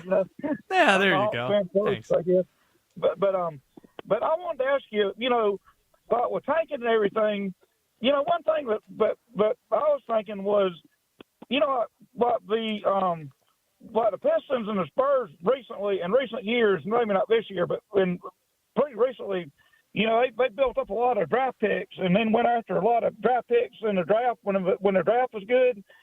And I was wondering if you think that'd be a better strategy because I think the Brooklyn Nets have like a ton of picks going into this draft. And do you think they're like in a better place than like the Wizards are, where they got a bunch of picks sitting ready to go for this next draft? But do you think like the Pistons, like the Wizards, would be better off to approach it that way than trying to throw a season away and tanking like James, they are? And I just wonder. I'll tell you. Appreciate that. I'm gonna defer to D-Day and let me know, and he can let me know as an emotionally attached Wizard fan whether or not the Wizards' strategy is better or worse than the Nets, who are collecting a ton of picks, but the Nets are actually using those picks, taking 5 players in the draft. Okay. Washington's doing that too. Are you kidding? Washington is going to make the play-in tournament next year, guaranteed. With AD and Trae Young with running that pick and roll. And either A.J. DeBonsta, Caleb Wilson, and now the kid from Arkansas who went crazy last night. He just bolsters this class that are going to, like, you can get the 6th pick and still have a pretty decent player. Washington is going Top 10 pick. Top 10 pick, really. Yeah, exactly. 13 if you really want to get crazy. Like, if you're in the lottery, you're going to get a good basketball player because this freshman class is so loaded. Washington is going to. And that makes the tanking thing so funny, by the way. I know. Yeah, we need to tank, even though, there's no prize, and there really isn't a lot of separation after 4 between 5 and 13. Remember when the Dolphins in the NFL were tanking for Tua, and then they got him at the 5th pick? And you're just like, this is ridiculous. That's pretty much what this Joe is, Burrow. though. So I think Washington is in a much better spot. Brooklyn is trash. The Wizards are going to make the play-in tournament, and Brooklyn is not. Just now realized we never played that Myles Garrett sound. So how about we hear this Myles Garrett sound that will have everybody doing the Simpsons meme where we circle and point and laugh, and we'll do that next. The Seahawks aren't expected to place the franchise tag on Kenneth Walker. Could the Super Bowl MVP be on another team next season? Get ready. The free agent frenzy is coming on Westwood One Sports.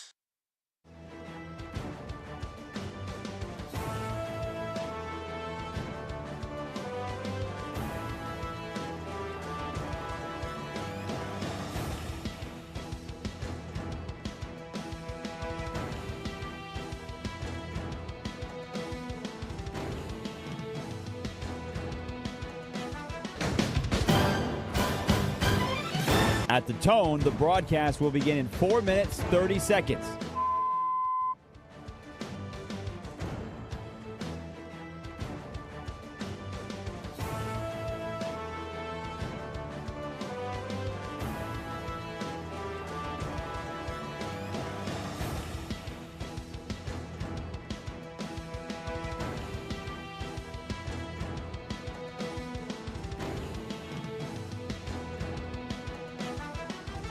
At the tone, the broadcast will begin in 4 minutes.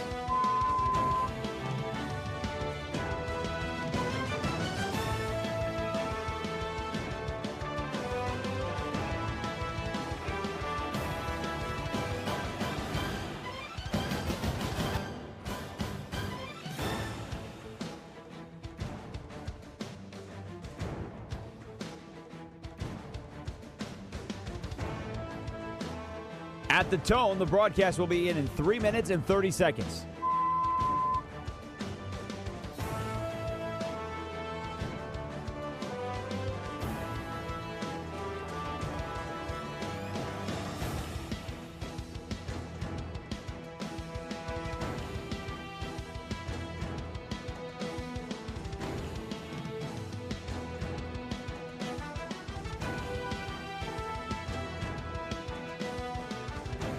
At the tone, the broadcast will begin in 3 minutes.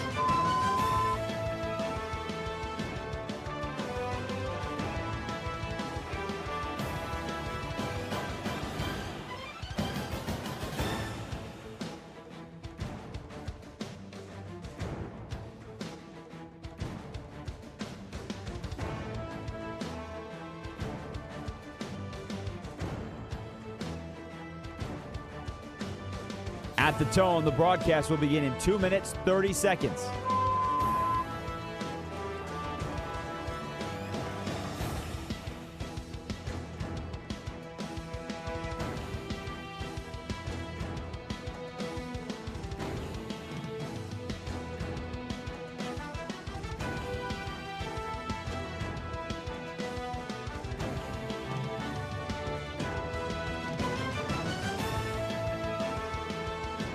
At the tone, the broadcast will begin in 2 minutes.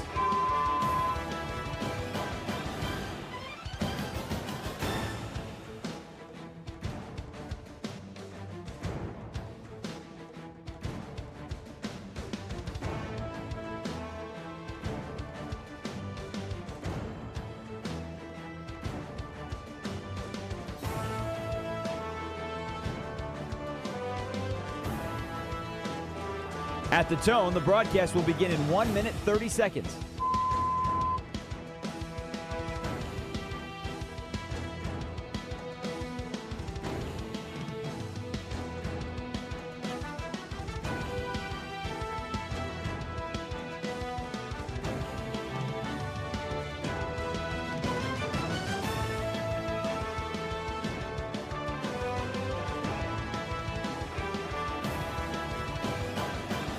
At the tone, the broadcast will begin in 1 minute.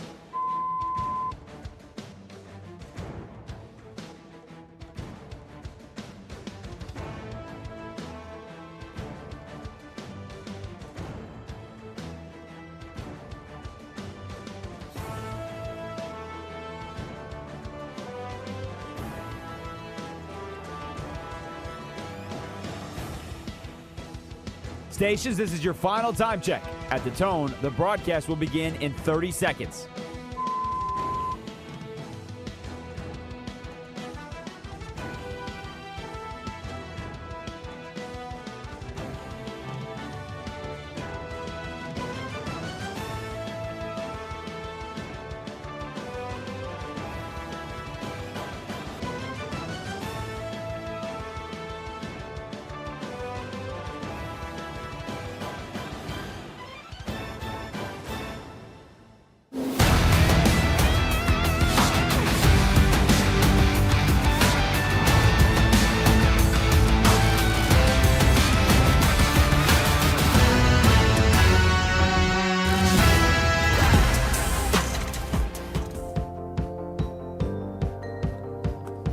This is Westwood One Sports Night. Here's Josh Graham. Can't believe D-Day said that this Bruno Mars song was whack.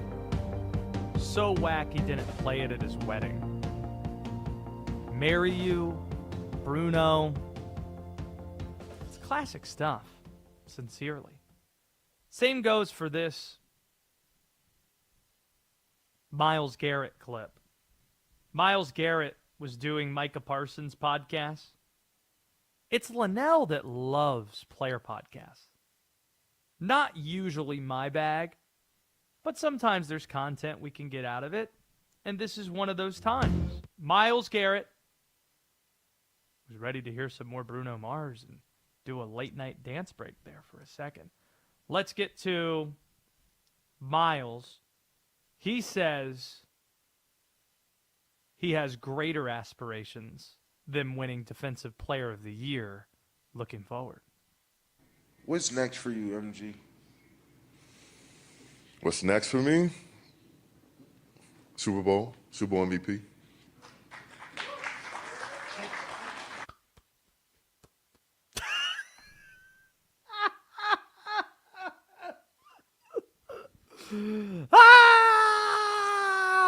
He's playing Madden or something. Cleveland Browns, Super Bowl champions. Do you want to remind the people what story Linnell told yesterday? There's a segue here that I think I'm going to deliver on. I'm not just bringing up old stuff. This is important, and I think you'll appreciate why I'm doing this, D-Day. Are you talking about the story of him losing his virginity? Correct. To Robert Duvall's Kicking and Screaming? That is correct. He didn't know who Robert Duvall was. I named some movies. He said, he's in Kicking and Screaming? Yeah. That was the movie that was on when I lost my virginity. Now, why am I bringing that up in this moment? Because I just realized that is such an asinine statement. Just to say this collection of words, to say the Cleveland Browns have won the Super Bowl. And it reminds me, when I lost it, D-Day, I called my brother that night, and I told him, I said the words, the Chicago Cubs have won the World Series. That's what I said. That was our code, as in something happened that we didn't think was going to happen. The Chicago Cubs have won the World Series. That's what I said. Freshman year in college at East Carolina University. So I do wonder if somebody's taking that same approach today. I think the team that you would say, what seems so improbable, at that point, it had been more than 100 years since the Cubs had won the World Series. It seems so improbable. It's never going to happen. The Cleveland Browns winning the Super Bowl is that thing in sports, right? Is there anything else in sports that you can point to in major American professional sports that seems as more unlikely as the Cleveland Browns winning a Super Bowl? Well, had you asked me, let's just say 2 months ago, I would have said Indiana winning a football championship. Yeah, there might have been a bunch of virgins on campus in Indiana saying, the Hoosiers have won. A lot of Kurt's being born in about 8 months. Maybe a couple Fernandos. There you go. So I didn't think there would be a way to tie in my story, but there it is. Organically. That's something that happened. The Browns, according to DraftKings, 150-1 to win the Super Bowl. 28th best odds. Good luck with that, Myles Garrett. Good luck with that. Adam Silver deserves his flowers for taking drastic measures in order to eliminate tanking. There are anti-tanking rules expected to be enacted next season. A memo has gone out to all 30 NBA GMs based on a report from ESPN Shamsrania. And Adam Silver is taking this seriously. He could have just sat back, turned a blind eye to this, held his nose longer until he gets massive expansion fees from Seattle and from Vegas to go to 32 and not make this an issue whatsoever, or pretend like you care with some sort of half-measure fix. Adam Silver deserves credit for taking a legitimate swing at this, for acting quickly, this dropping before NBA games resumed, on Thursday night, the season resuming from the All-Star break. Didn't think it would come this soon, but here it is. Half-measure fixes. They were not going to change the behavior of teams. It couldn't be solved by fining teams. The NBA fining the Jazz, fining the Pacers last week. It couldn't have been one small tweak. For example, no top 6 or top 8 protected picks anymore. It has to either be top 14 or top 4, which is one of the things that was involved in this. That was one of the things changed. But if it was just that, teams, they would have scoffed at it. Adam Silver is implementing a lot more criteria to make it impossible for teams to game the system in order to get a strong draft pick. Now, it is typical NBA where you need to have a master's degree, it feels like, to understand all the stipulations, kind of like the apron rules or understanding what you could do with contracts. Oh, the Supermax is this here, and then, you need to understand the first apron and the second apron. Oh, it's just so much to understand. This is kind of like that. Teams can no longer draft in the top 4 in consecutive years and or after consecutive bottom 3 finishes. That's a new criteria. If the rules applied this year, the Mavericks wouldn't be able to get a top 4 pick. The Utah Jazz wouldn't be able to either. Also, teams can't pick in the top 4 the year after making the conference finals. That would have cost Indiana this year. Lottery odds. Frozen at the trade deadline, meaning losses won't help your chances down the stretch of a season. Once odds are allocated, now this is kind of crazy. The odds we're talking about, lottery odds, they're allocated over a 2-year period. They include play-in teams too. So it is next to impossible to game the system in your favor. Essentially, Adam Silver, rather than abolishing the draft, as some suggested, he's just transformed the nature of the draft. The draft is now no longer a vehicle, a tool to help bad teams get better. Teams took advantage of those simple rules. They've lost that privilege. Too many teams game that system. So now they had to change it. It's now simply about finding out which teams are going to get the guys. They're not going to go to the playoff teams. So I guess those teams are, you can kind of weigh them down a little bit. But then the non-playoff teams, there's no preferential treatment or at least no real way to game getting one of those top picks. It's about finding out which of those teams these guys will go to, and college players will probably love it because they have a better chance of not, or at least the top guys, have a better chance of not going to these dumpster fire teams. Adam Silver deserves some credit. Is it going to work? That remains to be seen. But doing something dramatic, at least taking a swing at it, that's something he deserves high marks for. And you know what? We're going to give him those high marks. That's what we're going to do. 310-840-4910. Did Adam Silver fix tanking in the NBA? 310-840-4910 if you want in. Let's go to Austin, who's calling in from Pittsburgh. The Cleveland Browns, are they going to the Super Bowl next year? Yeah, I don't think so, considering their entire offensive line is going to free agency. Will they try to protect a quarterback that doesn't know when to let the ball go? I don't think they're going to get the first pick in the NBA draft, the Cleveland Browns. I don't think they're going to with these new rules that are in place. The Cleveland Browns getting the first pick. Appreciate the call. Here's what I think. I didn't realize their entire offensive line, free agents, Austin, but it does have me thinking. Let's workshop this a little bit, D-Day. If you could take any of these top, people are talking about how great the top of this NBA draft is. If you could take one of those players and put them on the Cleveland Browns to best help them, who are you putting on the Browns? Well, I think if you take Boozer on, I feel like he can play on the defensive side. Big dude, strong dude. They don't need defensive help. He can play tight end. David Njoku's gone. A big body. I mean, Shadour's had some high passes in 2025. 6'9", a lot easier for Boozer to go up there and get it. You're not going to take Darren Peterson. He's not going to play, so you don't want that. It's true. Yeah. Caleb Wilson's a little skinny, so I don't know if you want Caleb Wilson. Great motor, though, with Wilson. DeBonsta can do everything. He could play safety. He could play tight end. He could play wide receiver. I'd probably go DeBonsta DeMonsa then Boozer. Nah, I'm going Kingston Flemings. I want speed. Need to give Shedeur a weapon. I want the guard out of Houston. Does he have hands though?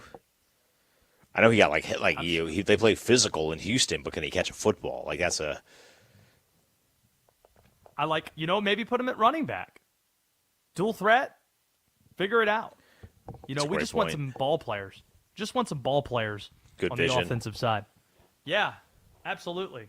So Kingston Flemings, that'll be my draft pick for the Browns. But if it's the NBA draft, you don't get those odds advantages. Well, I guess this year's draft you would. Does Cleveland doesn't have their first round draft pick this year, do they? Didn't they trade that in the Mason Graham, or did they acquire? Oh, they got it from Jacksonville. They got one. Yeah, they got one. They got Jacksonville's pick. All right. Because, that actually was a good piece of business. Move back, take Mason Graham, get another pick. Pretty good stuff. You could say some nice things about the Browns. Their defense. I mean, they've stayed consistent with the uniforms. That's a nice thing, Yeah. That's definitely something that we should be spending a lot of time talking about. This Clipper game isn't over yet? Huh. And it's a 1-point game with 3 minutes left. I'm way too locked in to this Clipper game. Way too locked in. Here's what we're going to do, D-Day. We have a guest that's joining the program. Terrence Oglesby. As unpopular as the sentiment might seem, he's a national college hoops guy. And he's not against NCAA tournament expansion, which Governor Baker, Charlie Baker of the NCAA, is pushing yet again. That and the NBA team he also covers will be among the topics we dive into when T.O. joins the show next. This is Westwood One Sports.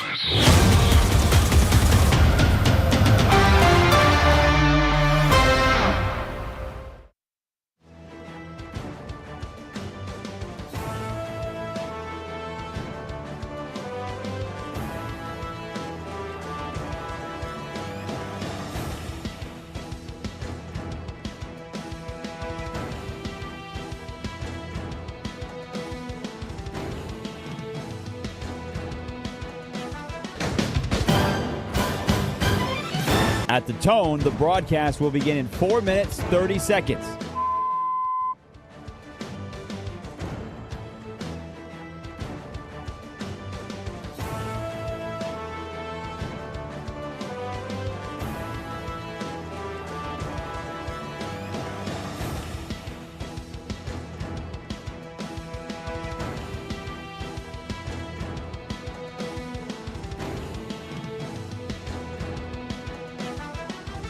At the tone, the broadcast will begin in 4 minutes.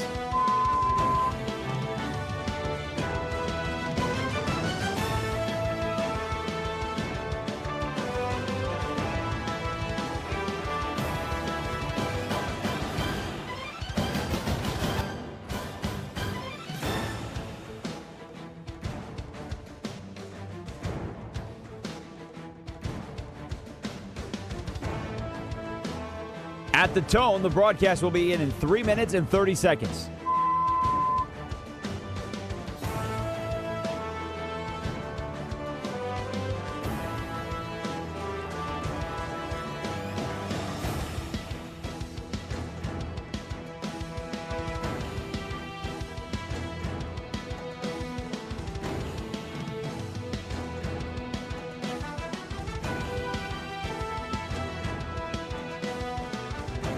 At the tone, the broadcast will begin in 3 minutes.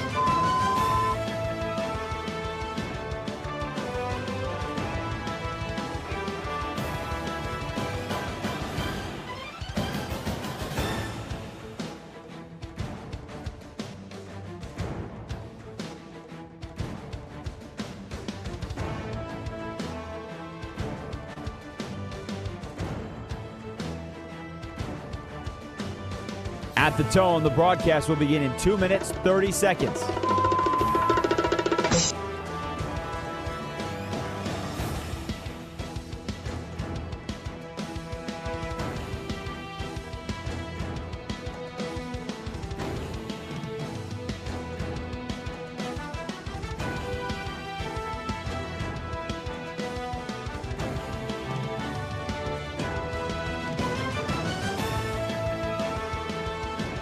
At the tone, the broadcast will begin in 2 minutes.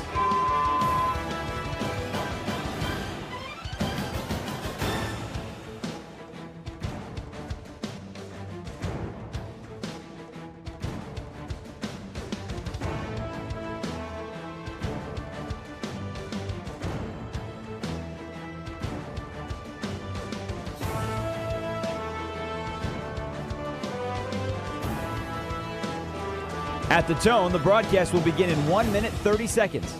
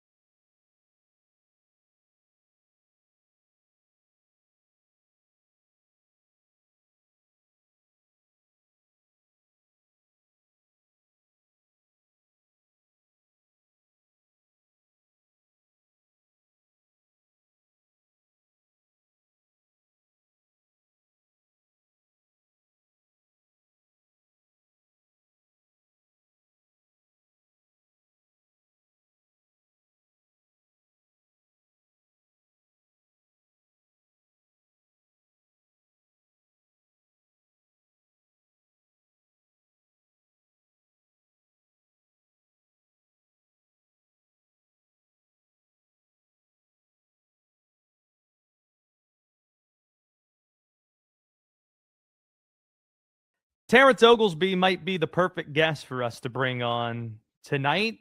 3 reasons that is. Number 1, he never minces his words, and that always makes for good content. Number 2, he's been a national voice on college basketball for the Field of 68 and ESPN for a while now. And number 3, he also does TV work with the Charlotte Hornets, who might be the best story in the NBA right now. T.O., let's start in the obvious place because it's where conversation is. After his latest exit from a game, how has your opinion of Darren Peterson evolved as the season's gone on? Because what we also appreciate about you, you're not someone who parachutes in February following college basketball. You've been following this story all year.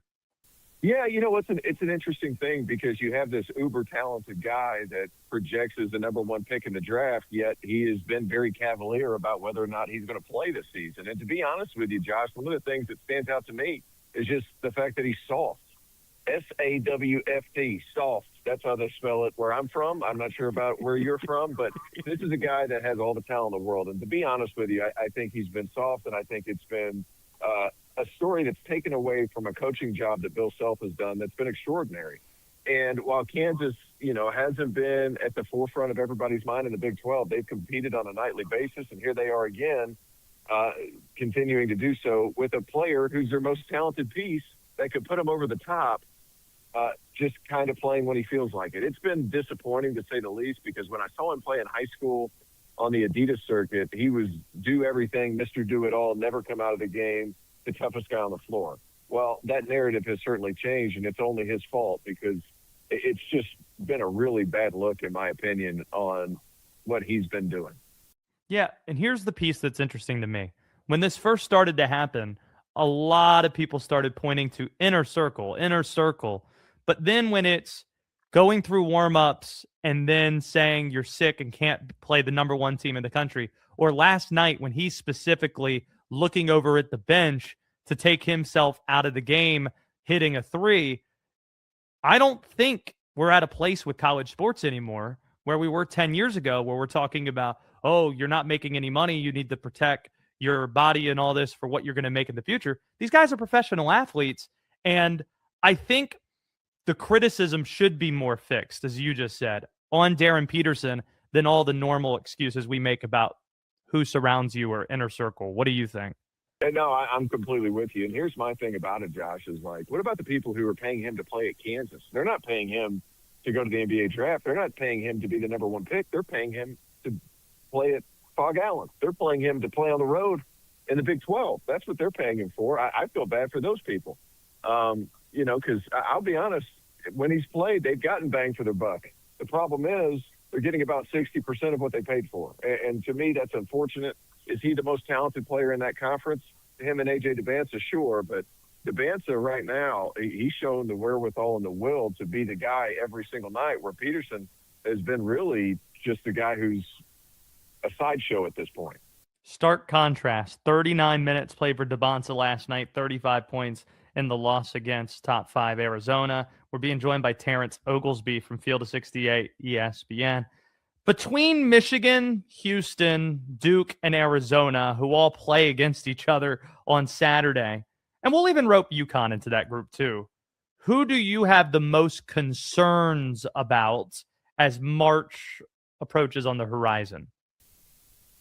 Oh, man. If I had to pick one, let's see, Michigan, Duke, top 5 teams. I would probably lean a little bit more towards UConn because the Big East just hasn't been what we've come to know and love over the last X amount of years. They haven't really been playing a ton of competition, and then they just lost at home against Creighton, who's just okay. So if I had to pick one, I would probably go UConn. I think every team has their share of flaws, maybe except for Michigan, maybe except for Arizona. I think Duke's lack of a traditional point guard might hurt, but on the flip side of that, they have the best decision-making forward in the country. So that part's huge. There's a lot to take away. I think it's Michigan's to lose at this point, as well as they've been playing. But we have a heck of a Saturday coming up, like you alluded to. It's going to be a lot of fun. Outside of those top 5 teams, give me a team, T.O., you're absolutely in love with that checks the most boxes and your personal criteria, whatever that looks like, of being a national championship contender. Did you include Florida in that list? No. I would lean that direction. Early in the season, we were worried about guard play. But they still do a lot of those controllable things that lead to winning. They rebound incredibly well. They're tough. They're physical. They're huge across the 3, 4, 5 spots, and they have depth at those 3, 4, 5 spots. And Ruben Chinyelu might be the best defensive player in college basketball because of his ability to just guard anybody. Plus, he's switchable enough out on the perimeter to make things dangerous at the end of the clock. I think where they've kind of turned the corner is when Boogie Bland and Davian Lee started to figure out that they can take more risks out on the perimeter defensively. And Boogie Bland, you've seen what he's done getting steals. He's had 9 and 10 in a game this year. Like, he's a guy that he knows Hawk is behind him, Chinyolu's behind him, some of these other guys behind him. They're huge. They're physical. He can get out and take some risks, and that's led to easier buckets, and it's spurred on their offense at points just because they're able to get some of these easier baskets. But if this Florida team starts to shoot the 3 ball well, and they have over the last week or so, they are dangerous, and they are Final Four good, might even be repeat national championship good. As we mentioned, one of the things we love about Terrence Oglesby joining us, he doesn't mince words and at times doesn't mind holding an unpopular opinion, and that seems to be the position you're in when it comes to NCAA tournament expansion, which came up again today with Governor Baker saying he's in favor of expansion. Not a shocker. He's been saying that for a while now. Why doesn't expansion bother you, T.O.? I'm a fan of fun, and more fun equals more fun in my mind. That's just more games in college basketball. Are you not going to watch? That's a lie. Of course you're going to watch. And here's the deal, too. You look at what the NCAA has done over the last 100 years. It's been around 25 to 30% of the teams in Division One have been able to compete in postseason play. Well, Division One continues to grow at such a rate. In order to keep those percentages the same as what they are, you're going to have to continue to expand the tournament. I think it's right. I think it's time. And I think there's enough talent to where we'll be able to have high-level competition in those extra, 6 spots, 8 spots, whatever it may be. I think it's more than warranted, and I just like more basketball and more fun. I'm a big fan of fun, as you well know. Terrence Oglesby, yes, is pro-fun more than anything else. Should have included that in the list of reasons why he's the perfect guest to have on tonight. Let's quickly hit on the NBA before we let you go. As somebody who follows the Hornets so closely, what's been your favorite part of what you could argue has been the best story of this NBA season? Maybe something that the national public might not appreciate about this Hornets team. The shift to winning play by LaMelo Ball. And you obviously still have the glimpses of what makes him such a popular player, but him willing to come off the bench in order to save some of those minutes for the end of game, I think is huge. He's been healthy. Just doing winning things in general. His effort on the defensive end has certainly changed. Another thing is, I think Con Knippel gets the big part of these stories, and rightfully so. He's been terrific, and he's such a decision maker in that he doesn't play with any doubt whatsoever. As soon as he catches the ball, he makes something happen. The other part of that is it's rubbed off on Brandon Miller, who in his rookie year had a tendency to hang on to the ball a little bit too long in order to take tough shots. You saw that happen whenever he came back from injury for 3, 4, 5 games. And then the ball movement it was contagious. And what's ended up happening is everybody's eating now. What did Con Knippel say after game 1 of the NBA season this year? He goes, it's potluck night. Everybody gets to eat. Well, that's kind of been the thing with the Hornets, on top of the fact that they're defending at a high level. And once you get Moussa Diabate back from a suspension, you have a different level of defensive intensity. Just the winning characteristics that have lacked over the last 2 years have come alive in year 3 for me, but year 2 with Peterson and Charles Lee at the helm. The new ownership group, you want to talk about leading a bunch of guys to understand what winning is and competing on every single night. It's been really fun to watch, and it has been a definite shift in perception, and it's been a definite shift in attention to detail. That's what's been the most important thing for me. Quick follow. How much fun do you anticipate the Con Knippel Cooper Flag Rookie of the Year race to be down the stretch? It depends on what you want, right? I think the Hornets might make the playoffs. I don't think the Mavericks are in that position. So what do you want? And their stats are going to be similar. I don't think the overall impact's quite the same as far as getting his guys involved. Cooper's been handed the keys in so many ways because he's playing point guard for the Mavericks, for goodness sake. But on the flip side of that, Con Knippel has just helped winning. And that is just such a refreshing thing in Charlotte, I can guarantee you. Terrence Oglesby, it's great to have you on this new venture. Hope we can do it again before the season ends. And, hey, try not to work too hard, my friend. Don't worry. I'll enjoy a good meal sitting in front of me right now, and then hopefully I'll see you at the Final Four.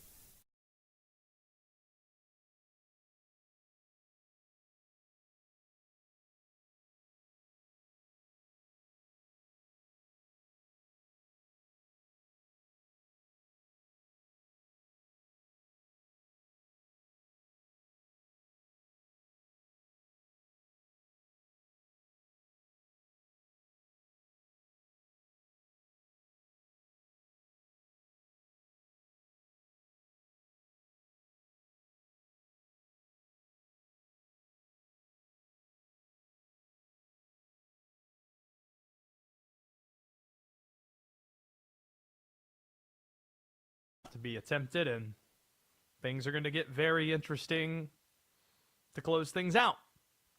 Great stuff with T.O., though. In terms of college basketball media out there, you're not going to find many people out there better than Terrence Oglesby, than T.O. And we'll figure out our way to the Final Four, road to the Final Four. Have you ever been to a Final Four, D-Day?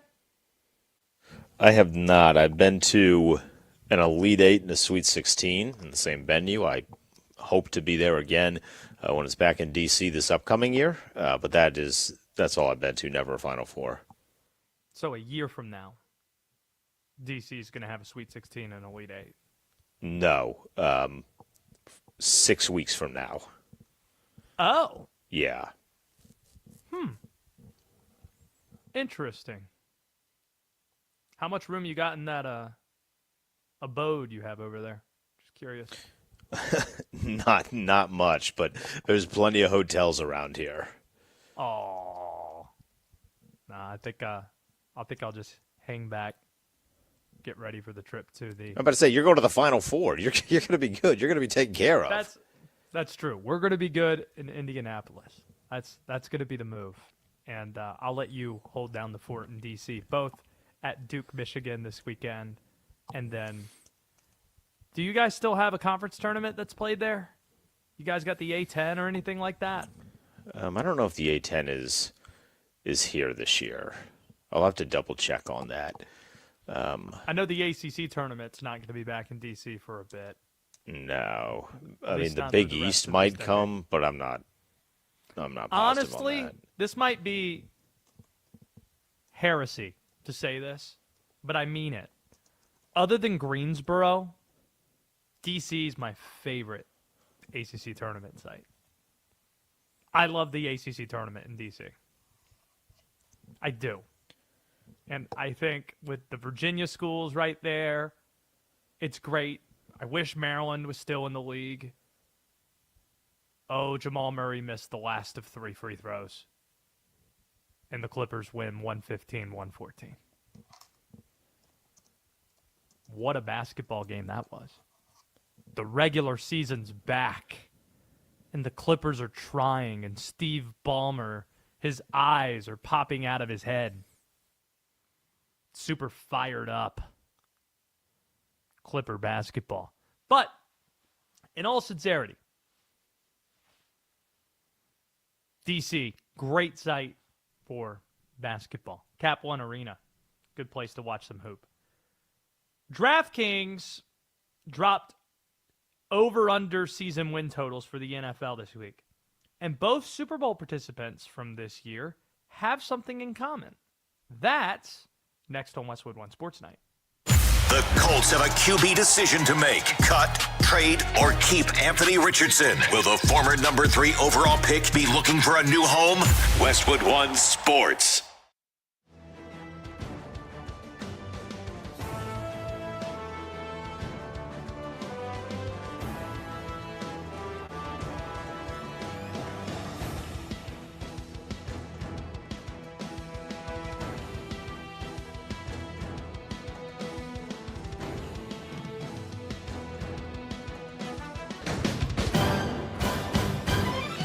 At the tone, the broadcast will begin in 4 minutes, 30 seconds.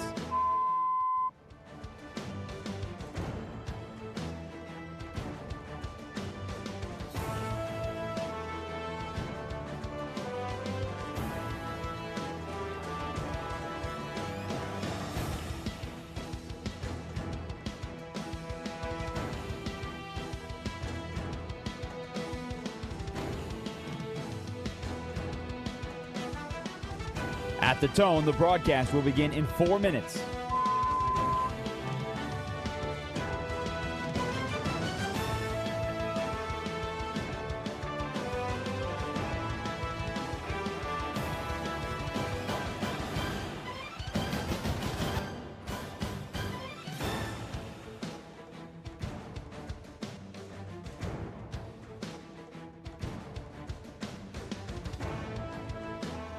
At the tone, the broadcast will be in 3 minutes and 30 seconds.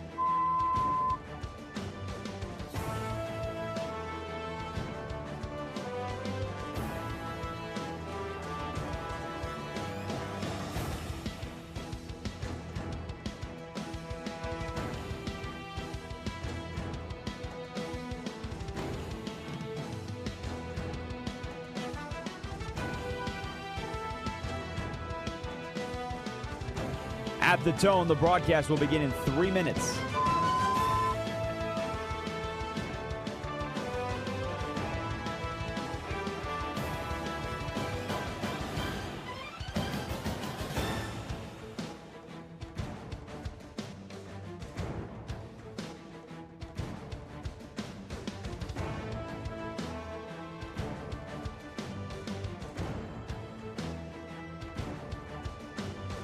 At the tone, the broadcast will begin in 2 minutes, 30 seconds.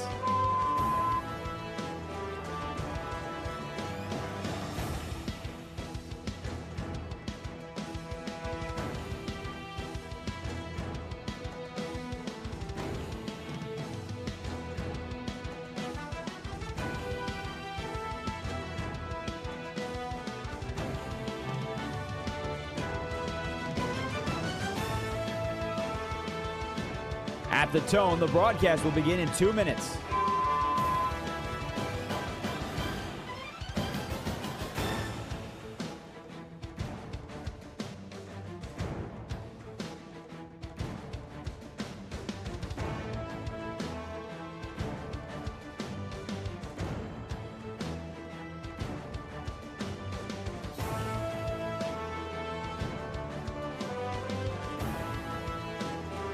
At the tone, the broadcast will begin in 1 minute, 30 seconds.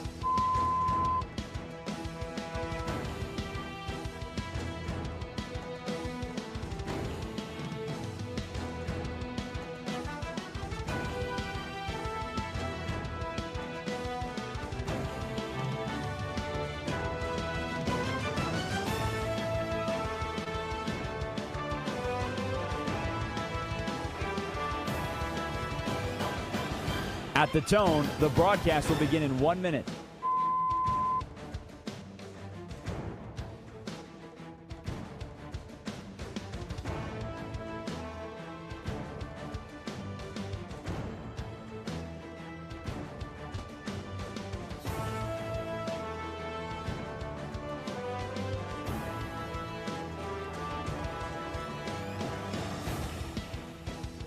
Stations, this is your final time check. At the tone, the broadcast will begin in 30 seconds.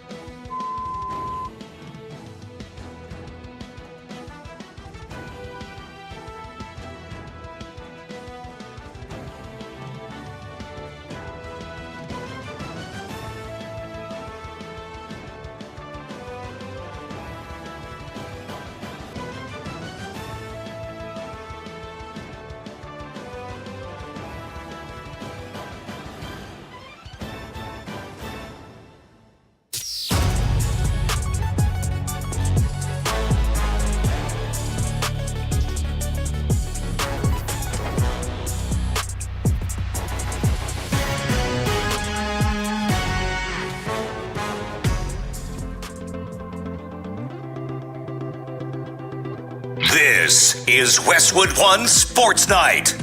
Here's Josh Graham. It's hard to figure out what Giannis is thinking, but you'll hear more from Giannis Antetokounmpo shortly.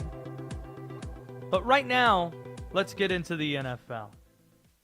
This week, season win totals dropped via our friends at DraftKings. And what was most interesting from the season win total over-unders, where they placed the finalists we just saw in Santa Clara face off at Super Bowl 60. Both the Seahawks and Patriots seem poised to suffer setbacks in 2026. Not just something yours truly believes. That's what the odds makers in Vegas are saying. After winning 14 games, dominant, coasting to their second Super Bowl title, the Seahawks' season win total sits at 10.5. They're tied with 4 other teams in the NFC, the Lions, the Eagles, and 2 teams in their division, San Francisco and the LA Rams. That seems disrespectful. And if you want to talk disrespect, the New England Patriots, they're disrespected even more. They aren't even favorites to win their division. They win they get to the Super Bowl, win the AFC. And they're not even favorites to win the AFC East. That would be the Buffalo Bills, 10.5 wins. New England's number is set at 9.5. So why is this? What is Vegas seeing to justify setting the number that far back? Well, in the Seahawks case, they're not going to be able to retain their juggernaut roster. This is the secret sauce of the NFL. Each and every year, how many truly great teams are there versus how many awful teams that you can write off? It's a short list either way, and then you have 70% of the sport believing they can make the playoffs, maybe 75, three-quarters of the sport believing that they can make the playoffs. And if you believe your team can make the playoffs, then you could justify making a run. And if you could justify making a run, you'd think you can win the Super Bowl. And that's the NFL for you. You know what everybody's doing this time of year? They're pulling up the schedule, and they're pointing to teams and say, that's a win, that's a win, that's a win, not realizing that other fan bases are doing the exact same thing and pointing to the team that you think is so good and thinking, yeah, that's a win. Why? Because the NFL's so good at pushing everybody towards the middle. Kneecapping great teams with free agency and coaching carousels and uneven scheduling, first place schedules versus last place schedules. You're trying to kneecap the great teams and elevate the bad ones. And the NFL does that better than anyone. And Seattle, they have a slew of impending free agents. Key guys, Kenneth Walker, who's not going to be hit with the franchise tag. Right tackle Josh Jones. Rashid Shaheed, who you got at the deadline. And that's just a short list, but Tariq Woolen, impending free agent. Drake Thomas, Jake Bobo. Guys who had really important moments for this football team, but that's the way it works. Not able to retain the team. They also just lost Clint Kubiak to the Raiders, which really matters, especially when your head coach is a defensive play caller too. A lot of responsibility being put on that offensive guy, that offensive coordinator, who now is a head coach. So that's the case for Seattle taking a step back. As for the Patriots, there's a chance that last season was a fluke. After all, they beat just one playoff team in the regular season. They didn't really look great in any of their postseason games. And let's not forget, New England, they're going to get a first-place schedule when last year they got a last-place one. That matters. They were also a team that had more free agent acquisitions on it than any finalist in NFL history. That's not a sustainable way to win. And no, it doesn't help that the Buffalo Bills are in your division as well. So that's why the Patriots and the Seahawks, even though both teams were in Super Bowl 60 just a few weeks ago, they're likely to suffer some setbacks in 2026. But what do you think about the Seahawks and the Patriots next year? Are they more likely? Well, let's put it this way. Are these teams more likely to get back to the Super Bowl or to miss the playoffs altogether? 310-840-4910 if you want it. As you think about that question, let's get to what Giannis has been saying. Giannis will not stop talking about potentially leaving the Bucks. Giannis, here he was talking about wanting to leave but leaving, and, well, let's just hear the sound itself. This is Giannis Antetokounmpo. With staying in Milwaukee and never having that done? No. Yeah. I want to win what? The most important thing, I want to win a championship with the Milwaukee Bucks. And if that's not on the table or in the plans, so that's when you kind of like, okay, maybe I got to pivot because I really want to win. Man, this is the part where we remind people that when English is your second language, and I assume this is true vice versa, it's more difficult to speak with nuance. It's more difficult to BS people. So Giannis is straight up telling you how he feels. Yeah, I'd love to win a championship in Milwaukee, but if that's not in the plans, might be going somewhere else. Who is Giannis's PR person? That's what I want to know. Who's the one leaking the shams? You remember the comment, the looking for a new home? Who's the one that put that together? And then thought it might be a good idea if you post the Jordan Belfort Wolf of Wall Street video right after the deadline hits, saying, I'm not leaving, as if anyone believes that you want to stay in Milwaukee. And then here you are again. If you are a Milwaukee Bucks fan, Denton Day, how do you feel about Giannis right now? Tired. Exhausted.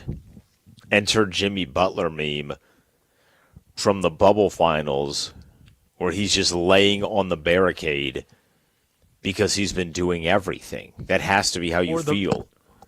Or the Bojangles worker that's after the chicken sandwich. Exactly. Just needed a smoke break. Hands on their knees. I mean, I don't smoke cigarettes, but if I was a Bucks fan, I would call up Dick Hammer and get some Marlboros, get some Reds going, because I am exhausted with this. It feels like every week and a half there's this new clip, and it's always the same thing. I want to be here, but I also don't want to be here. And I could see myself leaving. Snip, snap, snip, snap, snip, snap. It's just back and forth and back and forth. It sucks. Where did that expression come from? It might just be you I've heard it from. Snip, snap, snip, snap, snip, snap. Oh, you're not an Office fan. It's from, like, the most famous episode of The Office. Oh, okay. Michael is yelling to everybody at the dinner parties. That's they're right. leaving. Snip, snap, snip, snap. Yeah, I see Who that. said you didn't want kids and got a vasectomy? Me. Who said you did want kids and I redid the vasectomy? Me. And then you said you didn't want. Do you know the toll that 3 vasectomies has on a man? Snip, snap, snip, snap, snip, snap. It's pretty good. You're right. I'm not a big Office fan, but I did like the roast episode where he gets mad and then it gets uncomfortable. Boom. It's like roasted. That one. That's like every episode of Michael Scott. It always gets very uncomfortable. If you haven't watched The Office, Josh, this might actually be a fun plan. I would encourage you to watch the Scott's Tots episode. Just make some time for it. I haven't seen it. 23 minutes. Knock yourself out. Can you give me a little bit of description in case I've already seen it? I've seen a lot of episodes, not in whole, just partial. It involves going to a school. No. You got to watch that one. Okay. It's you're going to cringe. I don't know that you'll be able to finish it, honestly. See, that's the problem. Oh, wait a minute. You're talking about when he has this, it's like the graduation for these kids. When he promised a bunch of elementary school kids, hey, I'm going to give you all scholarships. And then it's high school, and they do the thing. I see that. And then he's like, uh-oh, I don't have this money. Yeah, and then you have to tell them all, oh, man, I'm gonna be the first one in my family to go to college. It's the only episode of The Office. I love The Office. It's the only episode of The Office I've only watched once. If I ever rewatch it, it gets skipped. See, here's my problem. I don't like that type of humor. I don't like the I need to look away because this is so awkward.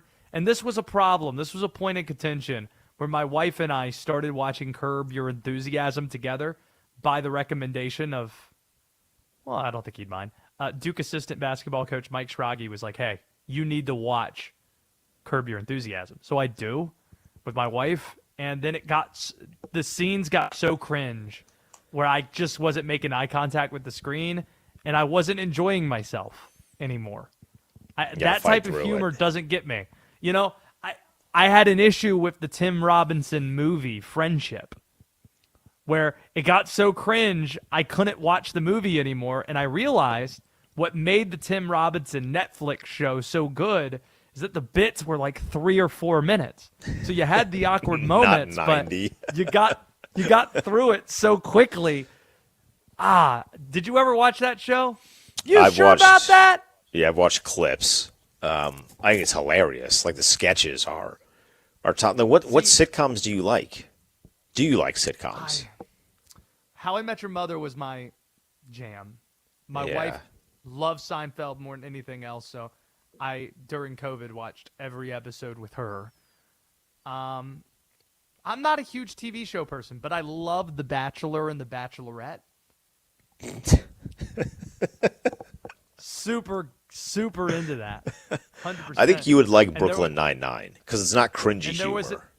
And there was an episode of I Think You Should Leave with Tim Robinson where they make fun of The Bachelor, and Tim Robinson's character, he gets sent home because he didn't ever make an effort to try to make have a relationship with a girl because he just wanted to ride the zip line. I do the remember zip that line one. into the pool. You would pull on love. it too hard. You shut up, Greg. Shut up. You would love Brooklyn Nine-Nine. I've heard that, but again, you got to realize I'm not a big TV show person. I love my story to be wrapped up in an hour and a half, 2 hour window.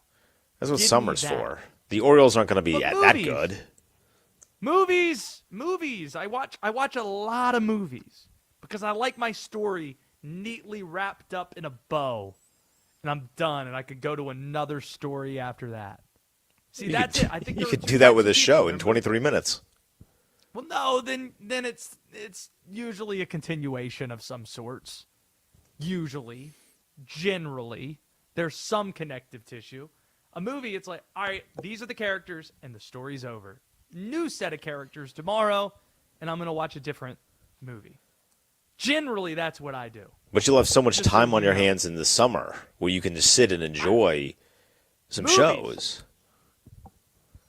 See, for me, I say there's so much time for me to watch a ton of movies I haven't seen. Think of all the bits we could do with you watching these great sitcoms for the first time. Like what I do with Forrest Gump. Think of Imagine all these bits. that Think of all you these could bits do. we could do to get you to watch all these movies. But I've already done it.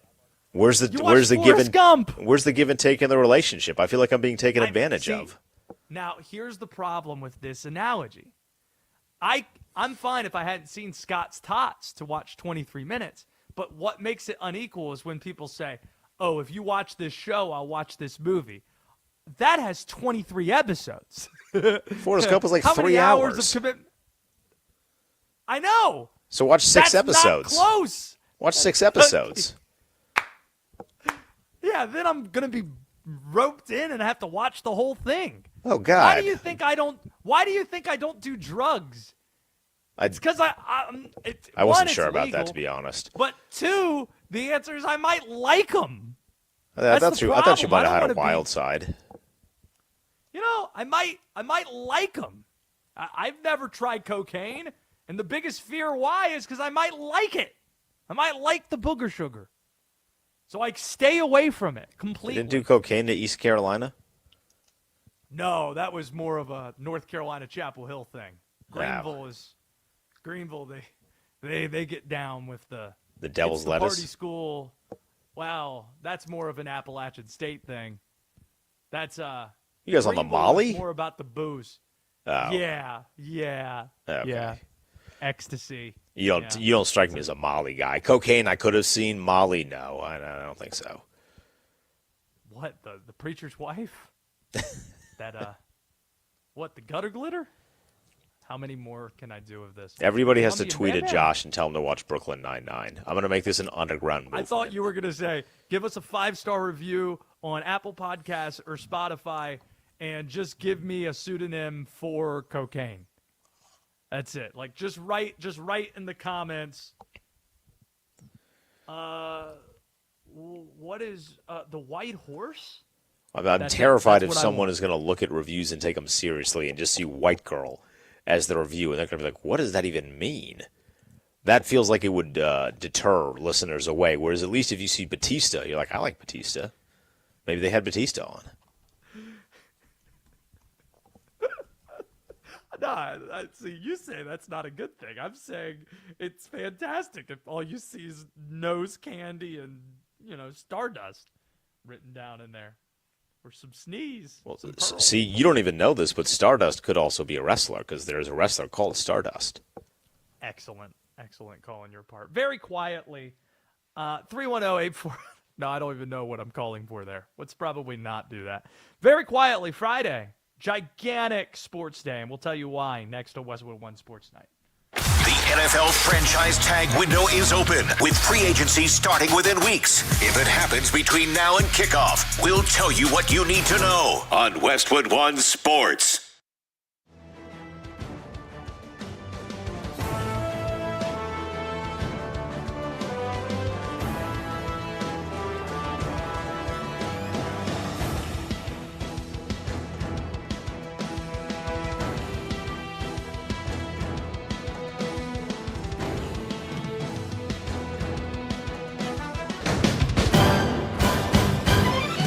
At the tone, the broadcast will begin in 4 minutes, 30 seconds.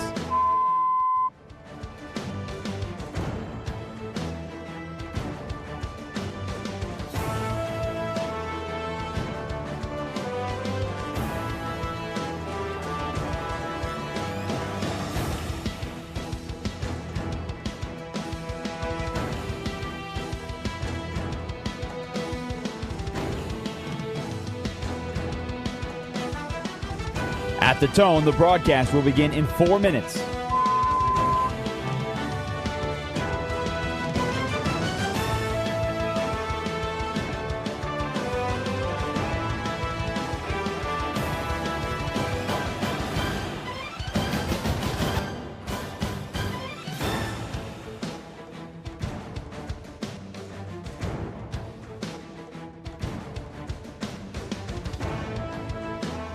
At the tone, the broadcast will begin in 3 minutes and 30 seconds.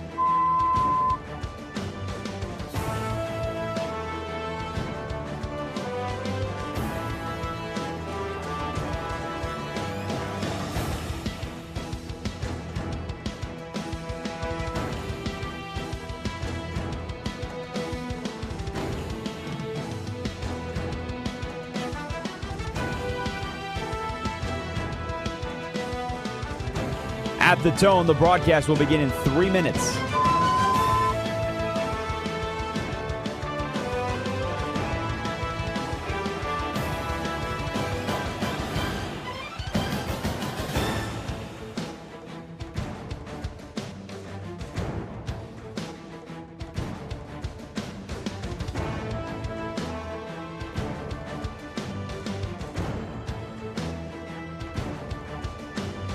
At the tone, the broadcast will begin in 2 minutes, 30 seconds.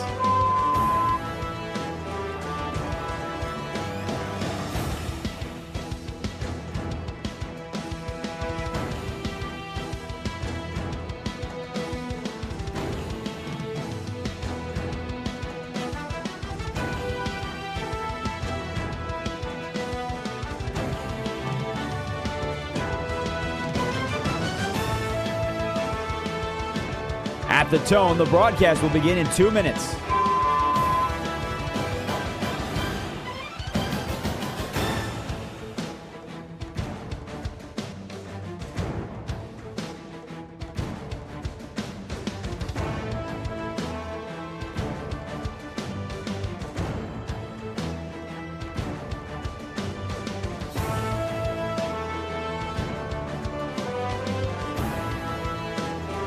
At the tone, the broadcast will begin in 1 minute, 30 seconds.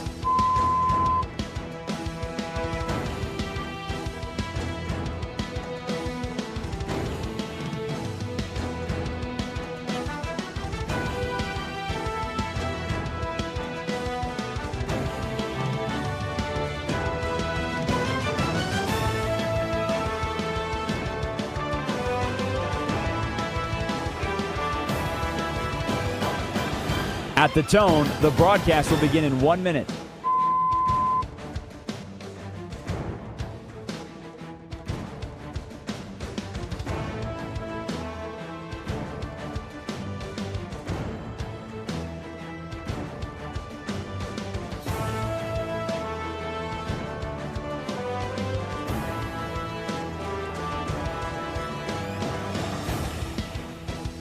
Stations, this is your final time check. At the tone, the broadcast will begin in 30 seconds.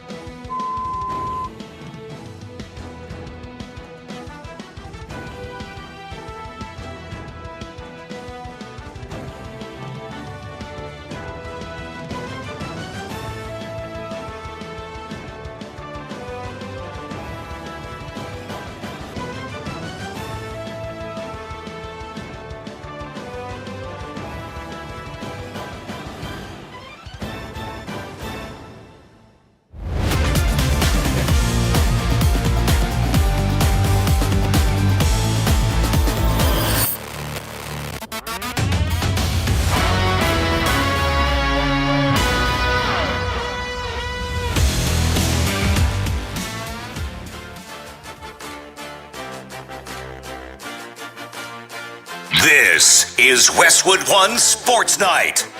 Here's Josh Graham. Friday? Sneaky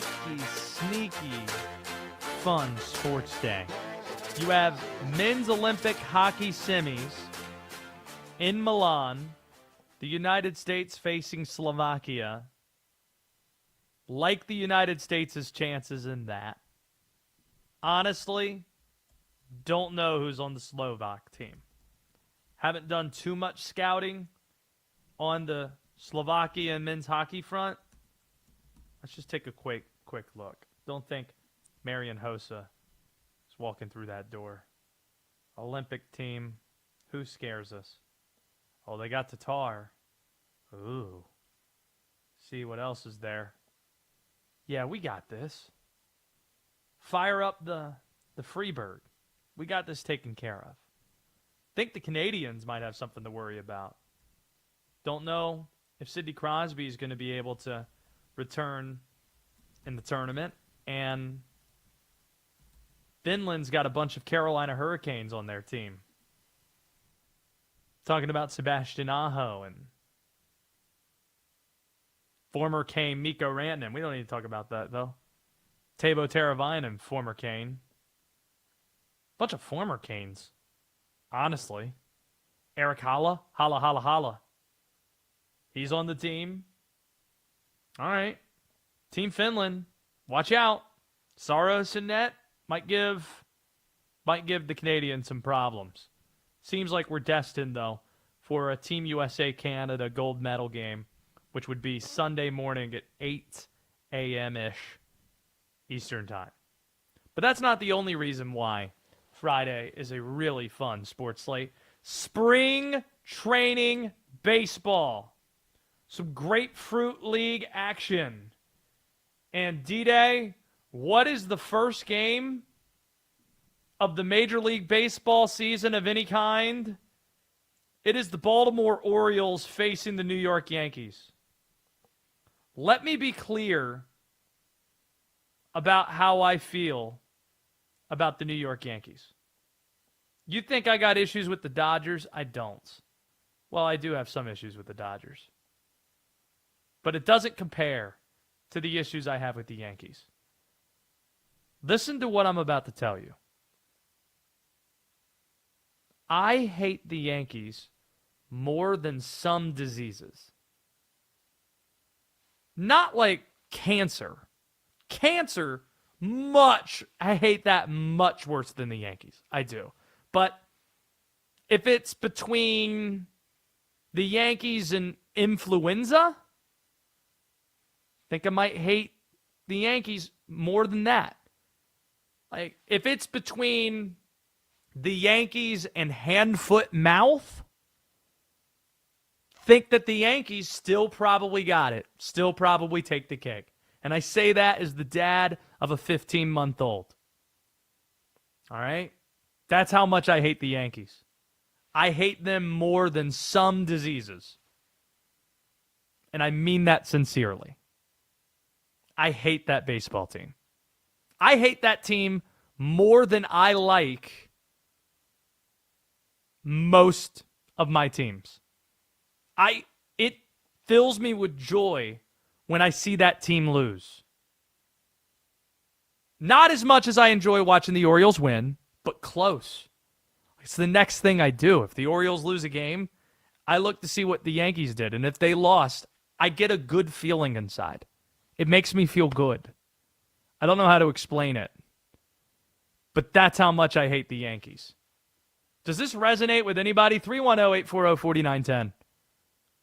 Is there a team you hate more than a disease? Some diseases. Like, again, not like the serious ones.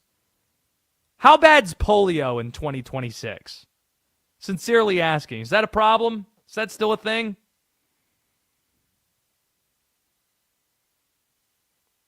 D-Day just staring at me. I don't have a bag on polio. I apologize. I don't know what the latest on polio is. I know the measles came back.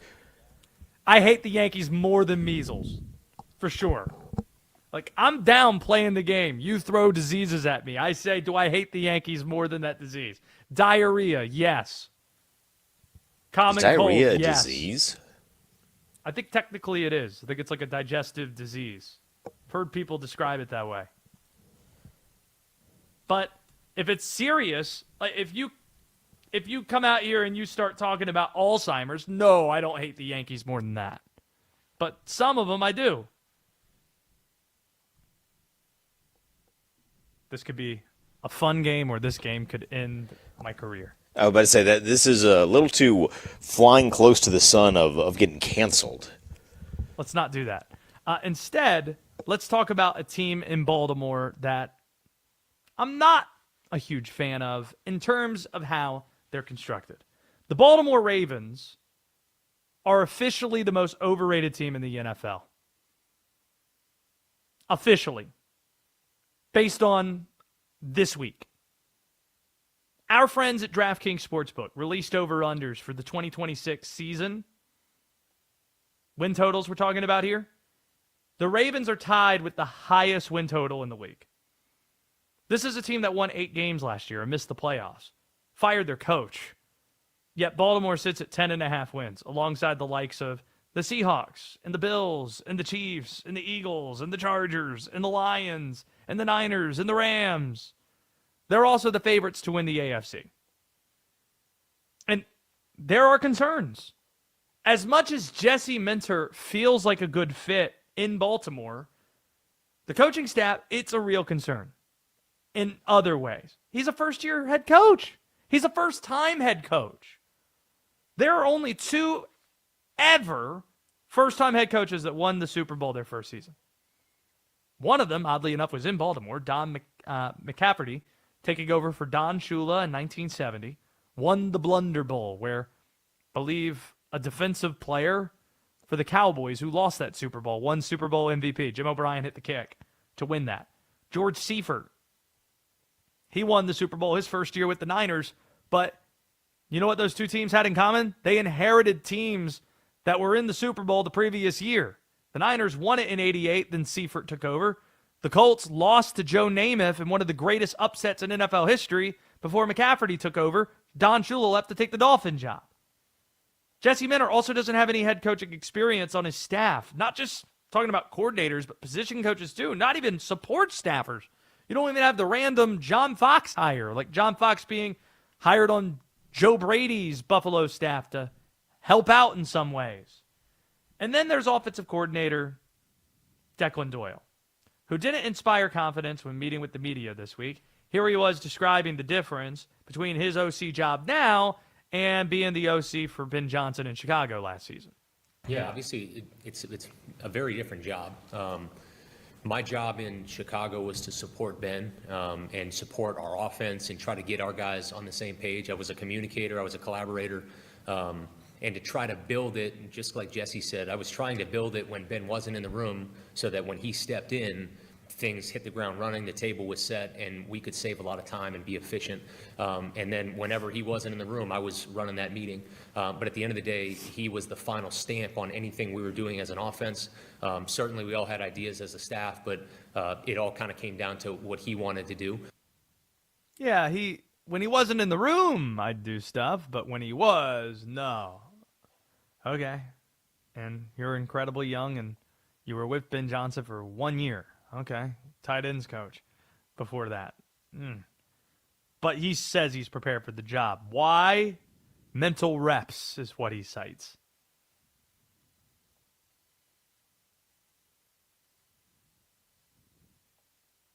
Here's more from Declan Doyle from his press conference earlier in the week.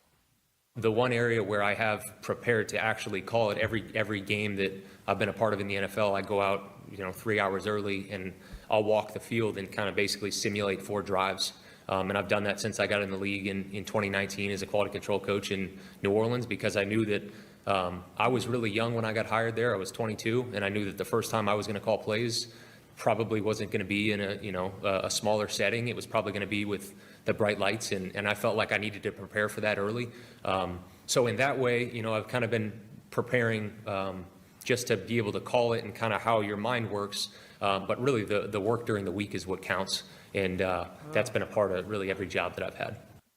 This dude really just say that walking out on the field 3 hours before the game and standing there and doing mental reps is how he's been prepared to be the offensive coordinator of the Baltimore Ravens? Okay. And then none of that is even to bring up Lamar Jackson, who might be a ticking time bomb. He's entering his 9th NFL season, plus he played all 3 seasons at Louisville. There's already a sign of wear and tear. He's missed 15 games over the last 5 years. And there isn't a good track record for mobile quarterbacks being successful once they approach 10 years in the league. And his work ethic, not known to be great. Not citing the column that dropped late in the season that talked about his late-night TV habits and falling asleep in meetings. That's unverifiable. Don't want to give that too much credence. But this is a guy who skipped out on OTAs to the point where it cost him close to $1 million, $750,000 last year. So there are some concerns with the work ethic. Baltimore, honestly, could have really benefited from moving off of Lamar while he still has immense value, especially as they reset their coaching staff. Not even going to completely rule out that that's possible if this coaching staff has issues getting Lamar to show up to offseason programs. Like, if he's not bought in as much to do that, you might consider, all right, we might be best trying to reset this thing a little bit. Someone writes in pneumonia. Nah, pneumonia is worse than the Yankees. Okay? Like, I said some. None of the bad ones that could really ruin you. It's not what I'm doing here. But I say all that to say that I really hate the New York Yankees. I hate them with a passion. A great deal. We've got some NFL season win total over-unders to bet on. And we'll do just that in Graham's Gambling next. This is Westwood One Sports.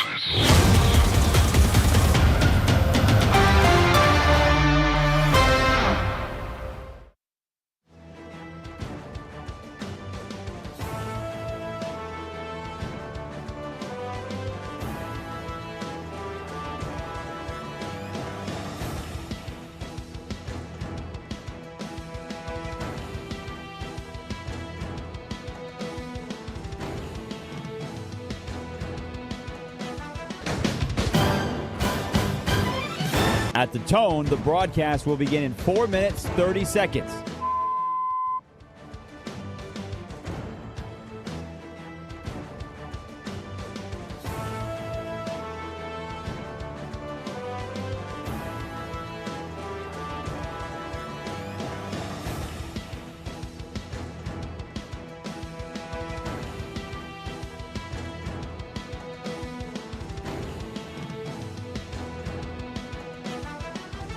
At the tone, the broadcast will begin in 4 minutes.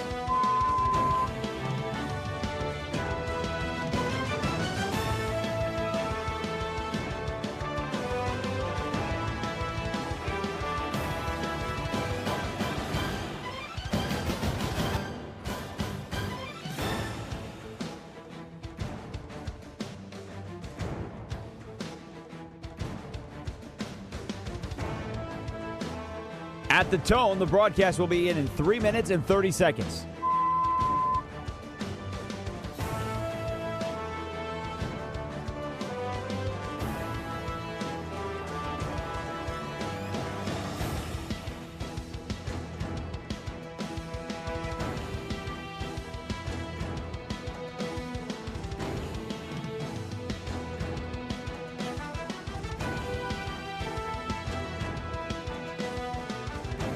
At the tone, the broadcast will begin in 3 minutes.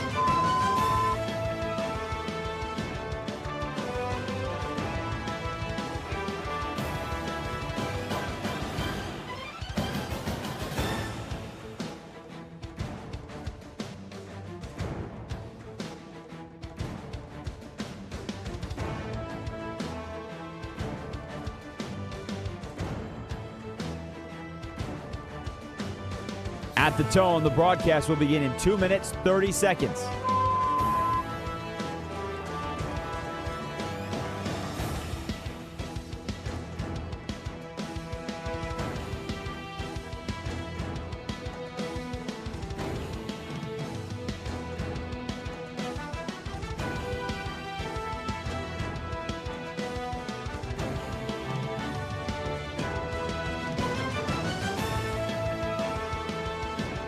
At the tone, the broadcast will begin in 2 minutes.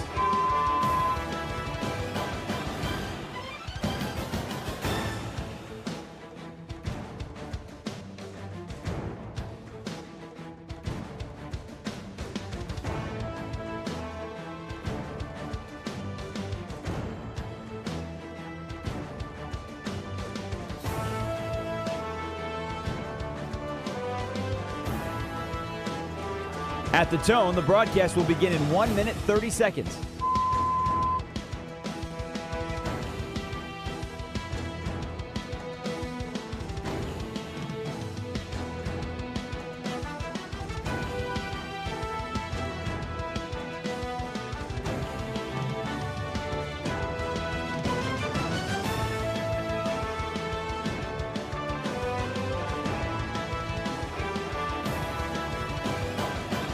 At the tone, the broadcast will begin in 1 minute.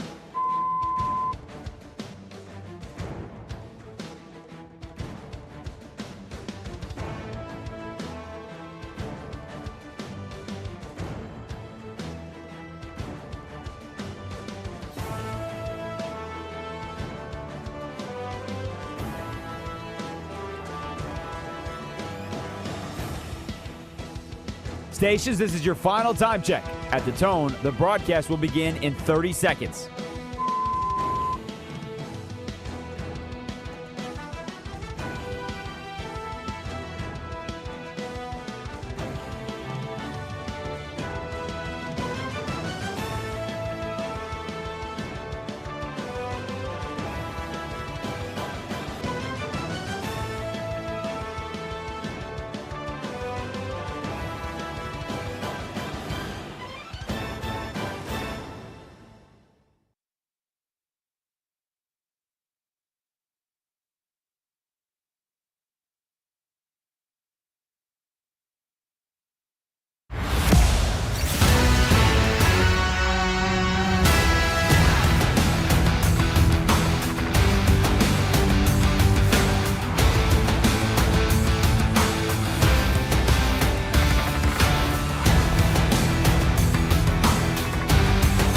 This is Westwood One Sports Night. Here's Josh Graham. Making the producer of this show, Denton Day, and even our board op, Oliver, nervous by saying there are some diseases that I hate the Yankees more than. They're worried on my behalf because then the phone line started lighting up. Let's go to Parker's in Michigan. Parker, you're on Westwood One Sports Night. Go right ahead. Hey, so I'm just trying to find your line of where these diseases stop. I think strep throat's a good one. I don't know if you hate the Yankees more than that. I hate the Yankees more than strep, but Wow. I think pneumonia is where I'm I think pneumonia might be a little bit too far. I think I hate pneumonia more than the Yankees, but I think I hate the Yankees more than strep. Is that okay? I can live with that. Okay. Thanks, Parker. Appreciate the call out of Michigan. Let's go to Ryan, who's in Ontario. Ryan, you're on Westwood One Sports Night. Wait a minute. You're calling from Ontario, and the United States won the women's gold against the Canadians today, and we got semifinals coming up, and the Americans might get a shot at taking down the Canadians for men's gold as well. Are you worried, Ryan? I'm not worried, Josh. Wait, you know what, buddy? I'll make you a bet here, pal. Oh, tell me, pal. So if the U.S. gets beat, then can I co-host your show? Co-host the show? No, that's probably not how that works. But you can call in and. No. You know what? Hey, you know what I'll let you do, Ryan? Ryan, here's what I'll do. D-Dang, you let me know if this is okay, because it might happen when I'm not here. If Canada wins gold, and you let me know if this is okay, D-Day. If Canada wins gold over the United States or just in general on the men's side, we will allow Ryan the chance to call in and sing the Canadian national anthem on the show.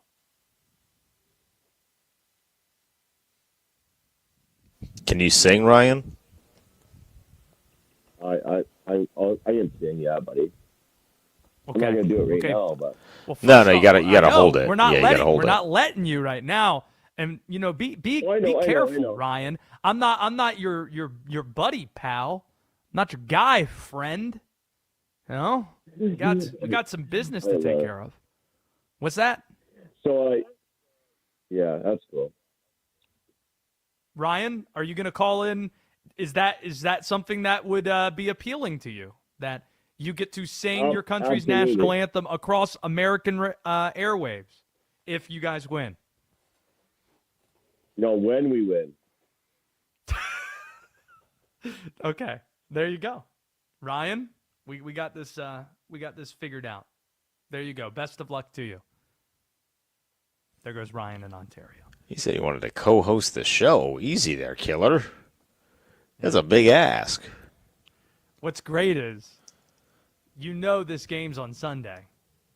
And if Canada wins, he's probably going to call on Monday. And Linnell has no idea anything about this. And then he's going to call in and sing the national anthem. I think Linnell would like that. I think Linnell would find that entertaining. Don't you think? I think he'd be very confused. I think he'd understand it, but he'd be very confused. Because I don't know that he's awake right now. He shouldn't be awake. He's sick. He should be asleep. Yeah, get better. Youngest in charge. We'll figure that out. But there you go. Ryan in Ontario, I think that was a fair compromise from hosting the show, co-hosting the show. I probably should have asked him what type of content he was going to prepare. What he would do for a 4-hour show. He might book some guests. He might get Sidney Crosby on the show. Who knows? Gross. Sidney Crosby or strep throat. Strep throat. In terms of being worse or better? I would take strep throat. Okay, got it. Now we're finding where the line is. 310-840-4910. Let's get to some bets today in Graham's Gambling. Sitting back, count money all day, It's time for Graham's Gambling. Let's make some money. Okay. 3 teams I've identified betting over and under season win totals that were put out by DraftKings 2026 NFL season. D-Day, you're going to call me being biased on this front. I don't care. Panthers over 6.5 wins. Somebody explain to me like I'm 5 why this number isn't even 7.5. Can you meet last year's win total? 6.5? 6.5. Here's what I know about the Panthers. They've been angling for 2026 to be a go year. 2025, they weren't expecting to make the playoffs. The fact they won the NFC South, that's just icing on the cake. They weren't expecting that. They went from 2 wins to 5 wins to 8 wins with the hope that this young team in 2026, that's when they were supposed to pop. So, in a way, the Panthers feel like they're ahead of schedule. They got some cap space to throw around while Bryce Young's still on that rookie deal. And it does not make sense, in that division especially, why this win total would be as low as 6.5. Here's what's even more nuts. That's the worst win total in the division, D-Day. The Carolina Panthers have the worst odds or the lowest win total in the NFC South. And they won the NFC South. Lower than the Saints? Yes. How crazy is that? What's the Saints number? I think there might be a tie. I think Still, they got that quarterback that at the very least you kind of understand what Bryce Young is. You can get behind Bryce Young. I don't really know what the Saints are doing at quarterback. 7.5. Saints are at 7.5. Falcons are 6.5. Bucks are 8.5. God, that division is garbage. But Carolina at 6.5, the team that won the division last year that's trending upward is 6.5 wins. That's crazy. It is. So we're going over that. That's what we're going to do. We're taking the Seahawks under 10.5 wins. Vegas knows. Think they're losing too much. We'll see what happens with Kenneth Walker. The Ravens under 10.5 wins. Think that's nuts as well, that team has the best odds. You can get it plus money for them to finish with fewer than 10.5 wins. Like, that's a good season in year one if you go 9-8. Or if you go 10-7 in your first year as a head coach, and the under still cashes on that is nuts to me. And D-Day, I know I said I wasn't going to do it, but I'm going to do it. Orioles minus 126. Money line against the Yankees in the spring training opener at 1:30 in the afternoon tomorrow. Grapefruit League action. Who'd you say was on the hill? Oliver? Did you say Trevor Rogers was throwing? It is, in fact, Trevor Rogers. He'll be on the bump. Woo-wee! 98, three-quarter slot.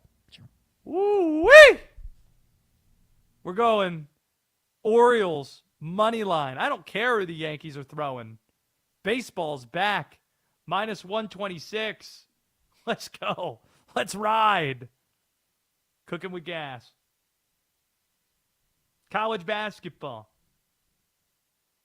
You want to talk about massive games.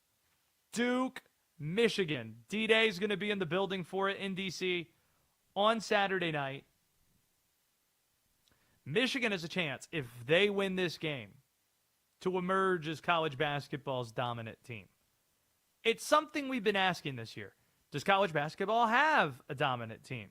We thought at one point that was going to be Arizona. Well, then Arizona lost 2 in a row. Koa Pete, he's a bit unhealthy. Not playing Saturday against the Houston Cougars. Going to be reevaluated next week. This isn't really the time of year you want guys to be evaluated and not on the court for you. March is less than 10 days away now. Michigan, they're playing their best basketball when you want to play it. It's hard to overstate how well they're playing. They handled Purdue from start to finish at Mackey Arena Tuesday. It was the best three-point shooting display of the Dusty May era. 13 made threes, 56% from deep. This is a 24-1 basketball team. It's won 11 straight games. And they haven't just won those games. They are slaughtering teams down the stretch. The 11 wins are by an average margin of 16 points per win. They haven't played a single-digit margin this month. The other contenders, as mentioned, they've been leaking oil lately. There's Arizona that we talked about. The last time we saw Houston, they were collapsing in the final 5 minutes at Iowa State. Also, you got Kelvin Sampson talking about how broke his program is. Then you got Duke, who blew the game against North Carolina in Chapel Hill and could be staring at 2 losses in 2 weeks in D.C. That team has some problems. But D-Day, let's call a full here. Let's huddle up. Let's pull up a chair, have an honest conversation about Michigan. And you let me know if these concerns outweigh everything that we just brought up with the Wolverines. Guards win in March. And if you've watched Michigan this year, you might have noticed their 3 best players are front court players. And their point guard is Elliot Cadeau, who Tar Heel legends, after a loss to Duke last year, were saying, our point guard sucks, and we need to have somebody different playing point guard. And now that guy's at Michigan. And there are a bevy of reasons to be skeptical about him in an important game. And then there's the Big Ten style of basketball. What did Scott Van Pelt once say? It's like watching fat people have sex. That's what Big Ten basketball's like. And that style of play generally doesn't lend itself well to the NCAA tournament. The Big Ten has not won a national title in men's hoops since Michigan State in 2000. It's been more than a quarter century since the Big Ten's won a championship. And it leads me to think the style of which you have to play in that conference to have success, not a style of play that generally works in March. So, are those enough concerns for you that you have you pause at the idea of Michigan being a dominant team, maybe the one dominant team that we have in the sport? I think independently of one another, no. But because you're stacking concerns, there's where the worry comes in. Like if you just take this, hey, this is a really good basketball team. Guard play a little suspect. We know how it usually goes, but their 3 front court players are really, really great. I feel like you'd be able to look at them and say, all right, like we can make a little bit of money potentially with this. I'm body positive, do whatever you want to do in the bedroom. So I kind of like the Big Ten. I'm down with the Real Conference of Champions. Maybe they break the drought. You know what I mean? Real Conference of Champions? What are we doing? Well, the old one is dead and gone. RIP pouring out for the Pac-12. I know. And the ACC took Cal and Stanford. Yes, that's who everyone thinks of when they think of champions in the Pac-12, not your Washingtons, Oregons, USCs. Stanford wins the College Cup every year almost. They got all those championship programs. You shut your mouth when what do they you talk to bench me. in the College Cup? I say that like I can bench. I can't bench. No, they usually win the thing. Like North Carolina and Stanford, I think, win the thing almost every year. Just because they have a million sports. Got like 32 or 35 sports that they play. I mean, you're talking about I thought you were rowing. talking about like a spelling bee. No, I'm talking about the College Cup, like how you do in sports, like your titles and such. And Stanford has all these amazing programs. You want to talk about Stanford golf for a second? Not You want to talk about Stanford baseball? How about Stanford rowing? You get the Winklevoss twins back in the day? Are those the social network kids? That's correct. Yeah, good times. Good times. Oh, wait, they yes, went to Harvard. That's they went my to bad. Harvard, not Stanford. Yeah. Is she the movie guy? Oh wait, yeah. In the movie, it was Dakota Johnson that had the Stanford scene where she showed up with Justin Timberlake, and she was a Stanford student. Shout out to her and to the pair. Maybe Michigan is like Moses leading the people to freedom. It's the Big Ten, Michigan. They're leading the Big Ten to a championship, something they haven't done in eons. Yeah. Then you can make the joke that when is a Big Ten program outside the state of Michigan going to win one? Because before Michigan State, we're not counting UCLA in 95. When do you want to guess the last time? And obviously we don't count Maryland in 2002. Right. We're not doing I would guess that. probably the 60s. Though I would say if your argument is the Big Ten hasn't won a championship outside of the state of Michigan, that's a long-ass argument. Like, that's a mouthful. You've lost me by the end of it. No, I'm just simply asking the question. When's the last time? I guess you would go back to Michigan in 89, that one right before the Fab Five. And then you'd get to Bob Knight in Indiana, 87, and prior to that, 81. It's not that long ago. Magic Johnson. No. I mean, the tournament wasn't 85 teams in 81 and 79. Well, let's keep it that way now, too. You just Or keep it right at 64, 68. sorry. 64 teams in 85. But, hey, college hoops. Just glad we're talking about some college ball this time of year. Makes me feel good. Makes me feel a certain type of way. If I get you a Big Ten paraphernalia, would you wear it if a Big Ten team wins the NCAA tournament? Yes. I would. Okay. I'd wear Cool. it. I have no problem saying that out loud. I have confidence. Sick. I have confidence in this game. Just going to write this timestamp down. Don't mind me. Big Ten. See, you went to Maryland when Maryland was in the ACC, Oliver. Do you have Big Ten pride? Because you're in Culver City, California, UCLA, USC. Oliver, how old are you? I'm not nearly old enough to say they were in the ACC and I was there. I just graduated, Josh. Yeah, he just graduated. I'm 23 years old. What I said is a factual statement. What, that we're still in the ACC? You said you're in the Big Ten. That's what I said, right? No, you said he was there when they were in the ACC. I was like, that dude was in I meant- kindergarten. I was born the year they won the Natty. I meant to say the Big Ten. I asked if he had Big Ten pride. I That's what I was definitely curious do. in. Although you do? I'm a truther to the Conference of Champions. The final Pac-12 game ever, regardless of sport, was when Arizona walked off SC in the Pac-12 championship for baseball in 2020. What was it, 4? And I was just filled with sadness because my childhood was pulled away from me. Yeah, well, you're a Maryland Terrapin. Yeah. Big Ten Ollie. Crab 5. We can call him Big Ten Ollie. Did you just say Crab 5 on the air? Best starting lineup in the country last year, yeah. Yeah, I was about to say, it's like a year-old reference. Crab 5. Shout out Derek Selton Queen. Miguel. I don't think anyone's ever said that over the air, so shout out Selton there it Miguel. is. Shout out to Selton Miguel. Selton. Shout out. Selton Miguel, that guy. Shout out to him. He a terp. Tanking rules. Crazy, weird things in the association tonight. Next. The Seahawks aren't expected to place the franchise tag on Kenneth Walker. Could the Super Bowl MVP be on another team next season? Get ready. The free agent frenzy is coming on Westwood One Sports.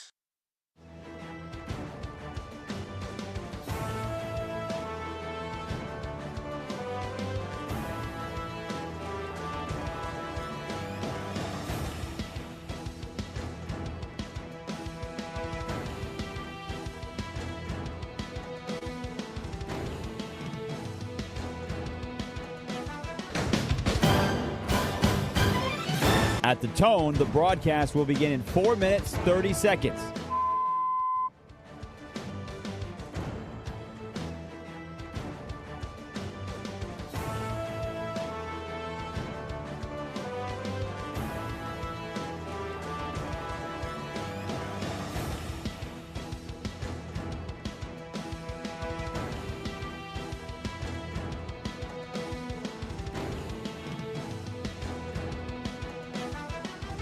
At the tone, the broadcast will begin in 4 minutes.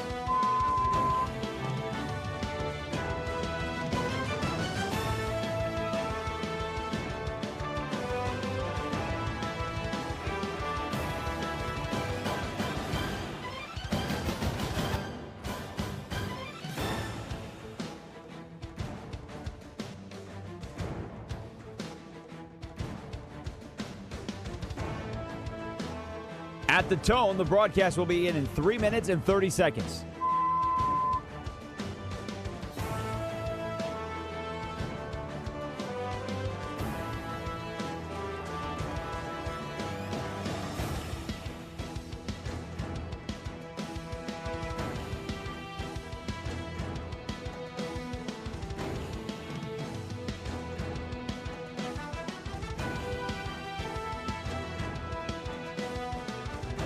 At the tone, the broadcast will begin in 3 minutes.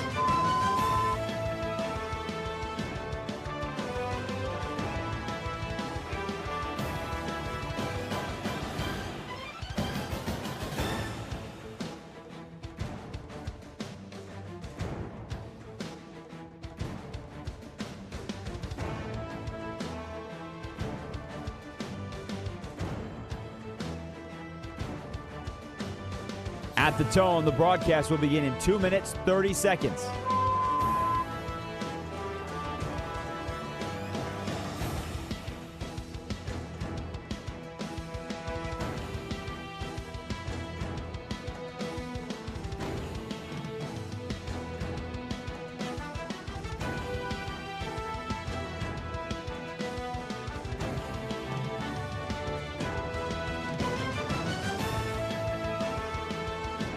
At the tone, the broadcast will begin in 2 minutes.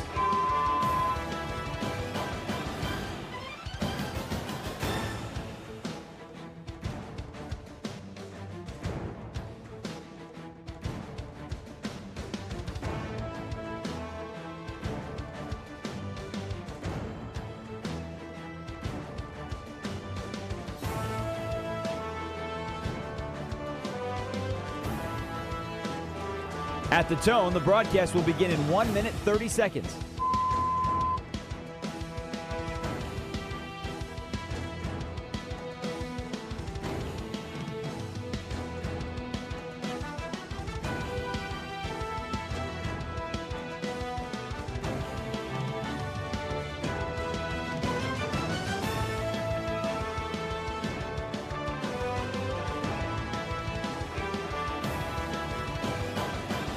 At the tone, the broadcast will begin in 1 minute.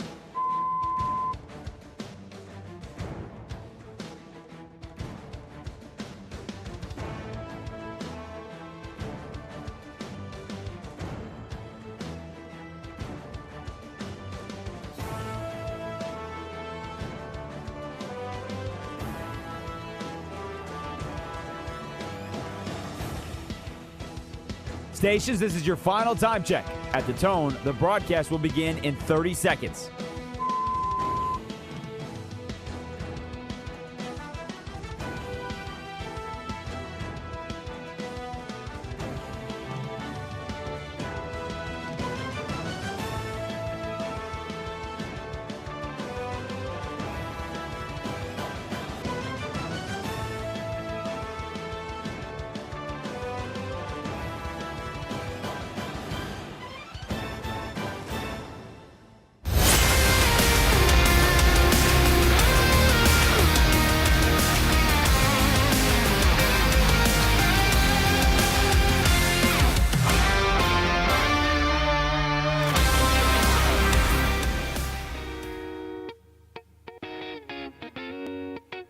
This is Westwood One Sports Night.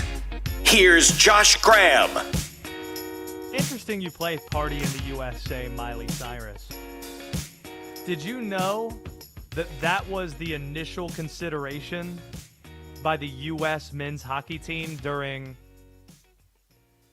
the Four Nations face-off last year? They were trying to think what would be a great goal song when they score in the Four Nations face-off a year ago. And they're on the bus, and Party in the USA comes up, and they're thinking, that could be fun.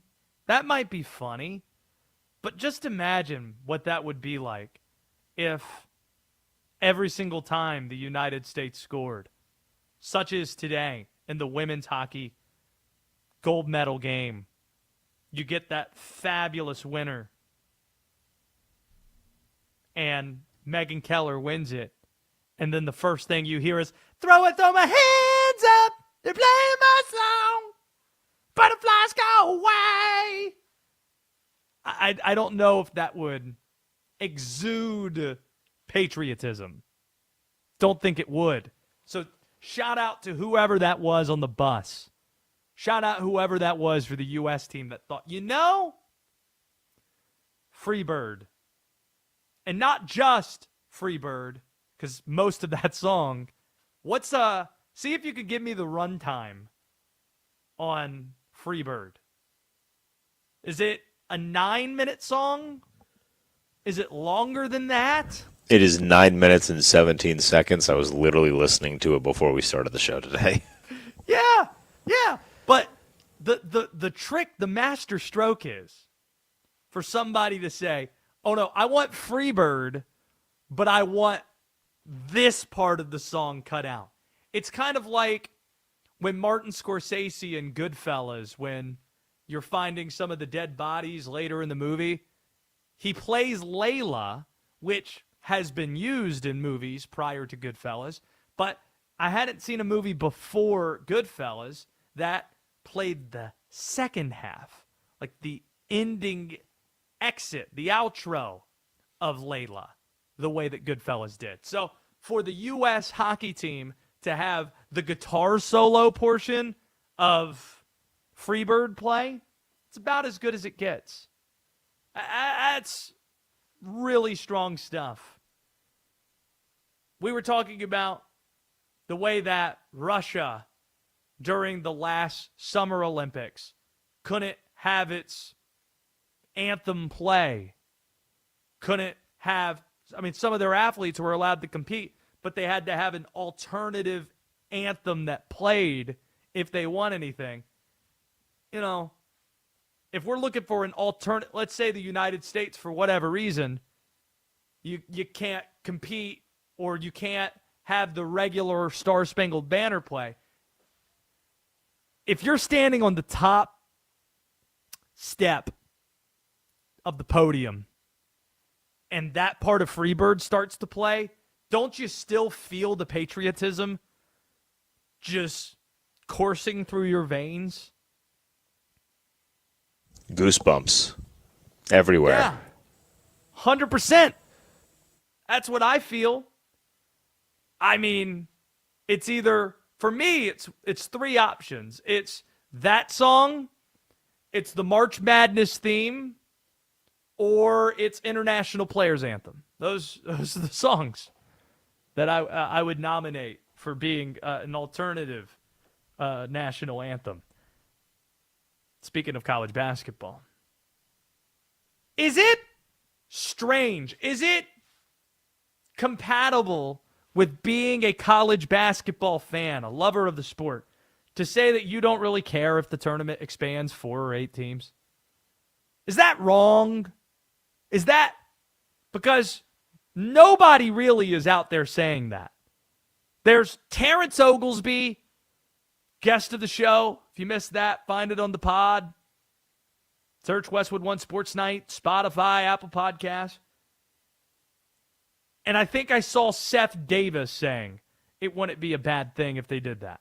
But other than those two, everybody says they're staunchly against it, hate it, and if you expand it, you're putting the tournament in jeopardy.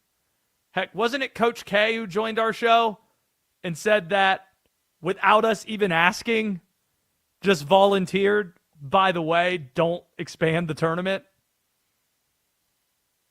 That's a thing that happened. So even at the risk of saying something that's very unpopular among people that love college basketball, it really isn't that big of a deal if they expand 4 teams, 8 teams.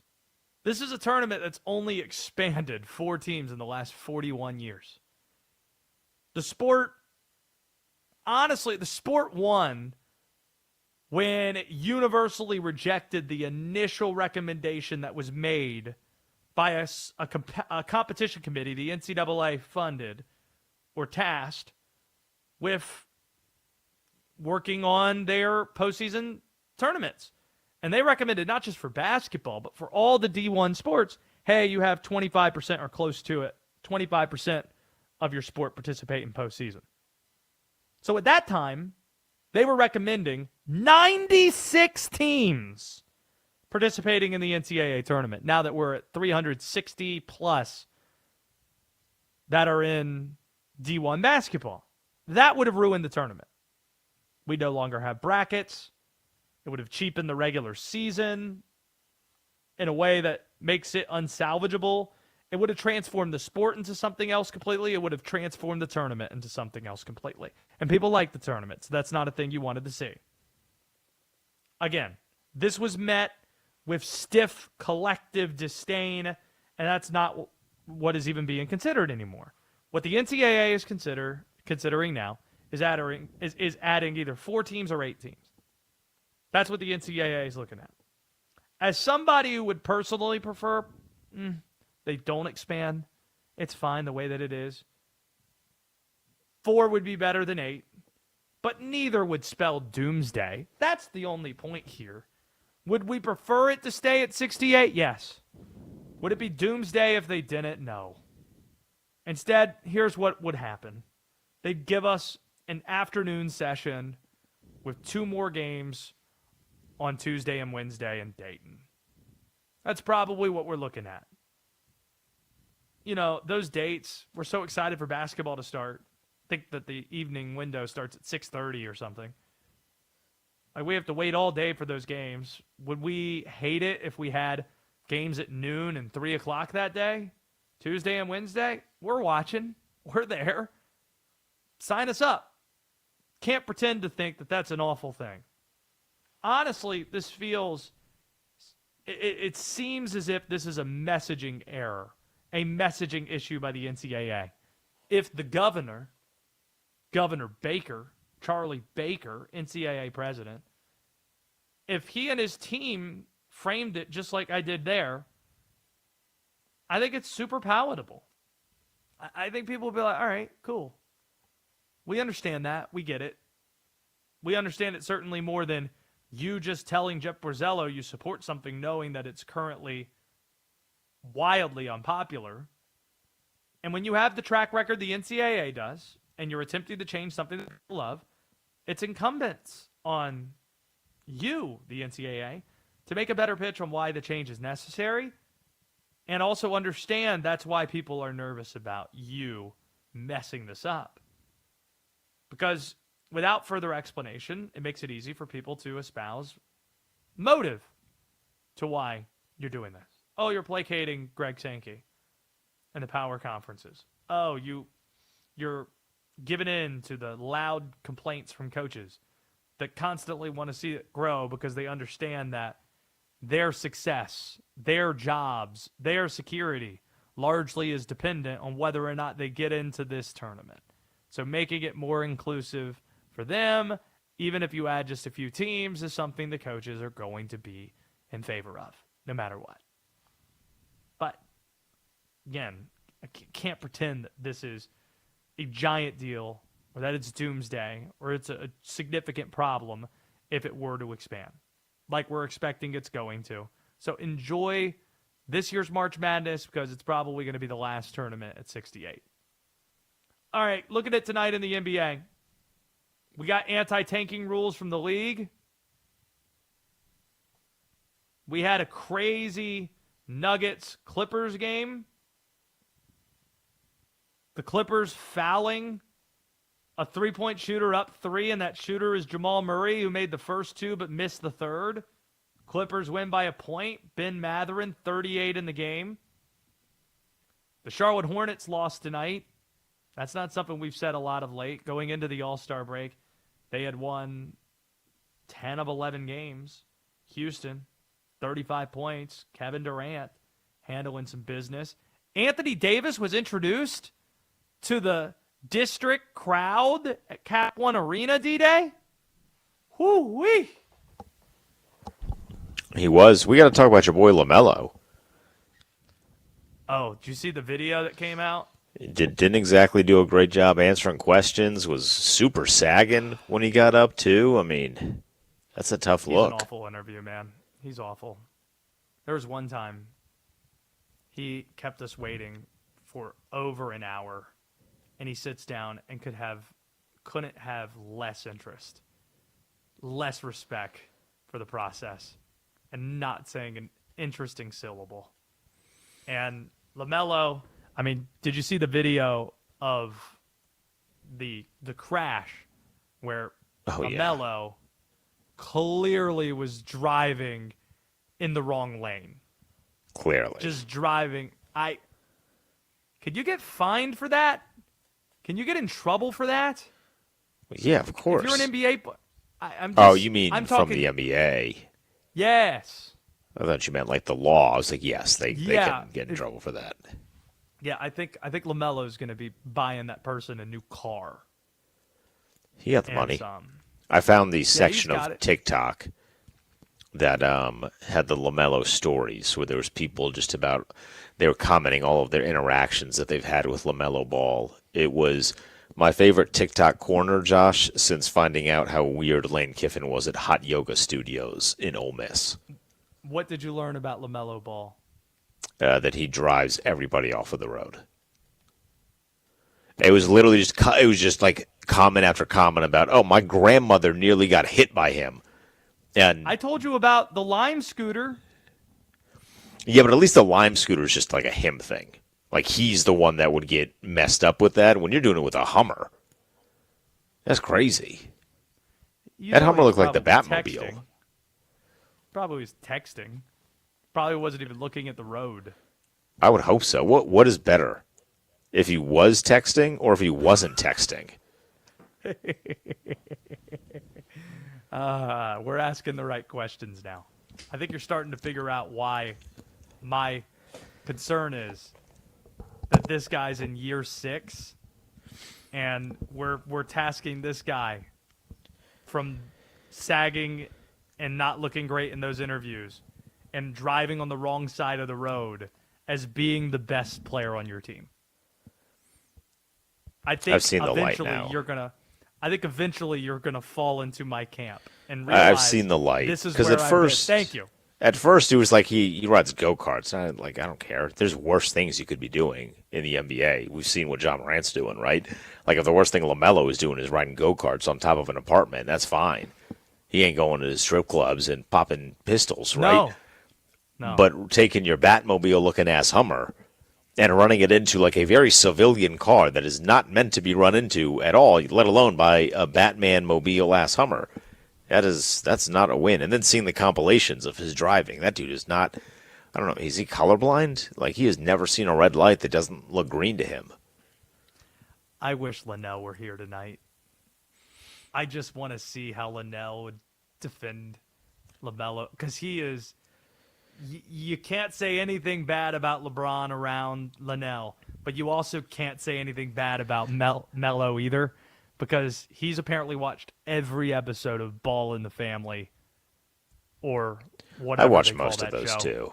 It was a good show. So now you understand where I'm coming from. It's not from this hateful boomer type place. It's not that. It's not, oh man, this guy, these kids and their TikTok. No, it's not that. It's year 6. This guy is supposed to be the best player on your team. And that's not ideal. That's not ideal. It's probably the best way I can put it. What do we have and put it to bed? A penalty, or a reward rather, for a very nefarious activity that has to do with the Buffalo Bills. I'll describe it to you next. The Colts have a QB decision to make. Cut, trade, or keep Anthony Richardson. Will the former number 3 overall pick be looking for a new home? Westwood One Sports.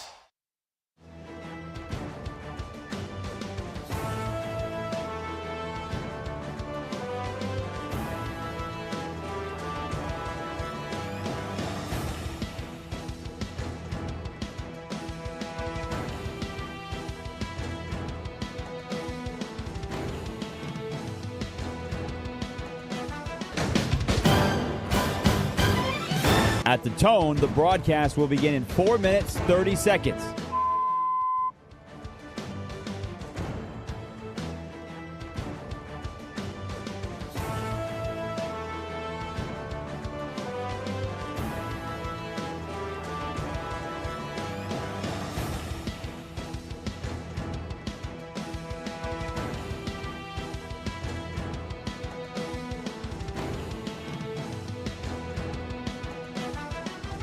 At the tone, the broadcast will begin in 4 minutes.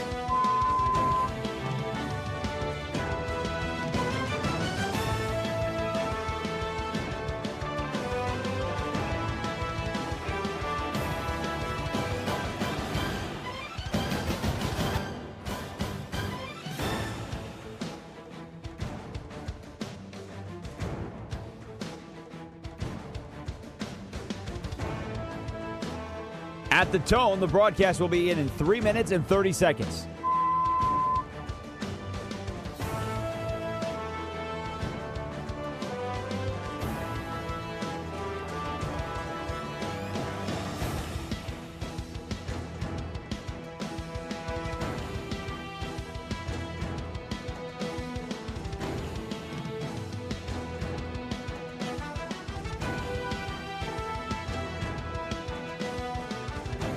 At the tone, the broadcast will begin in 3 minutes.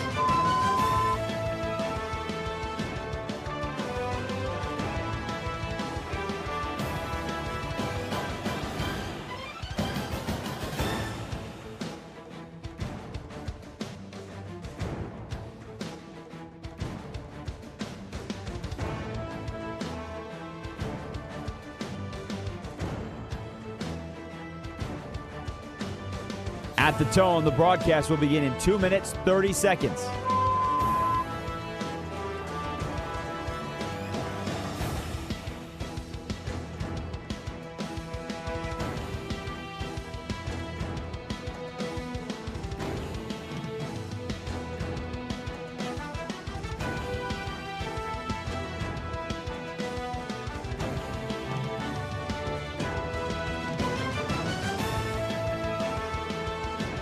At the tone, the broadcast will begin in 2 minutes.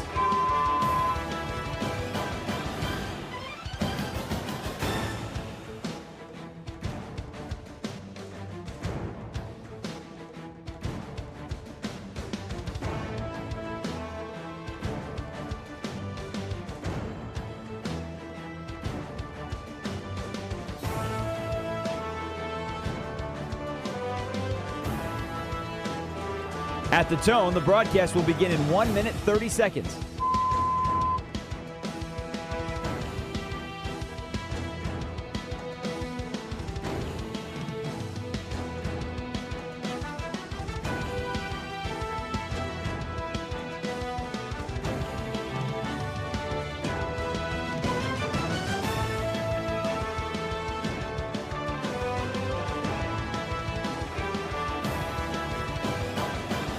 At the tone, the broadcast will begin in 1 minute.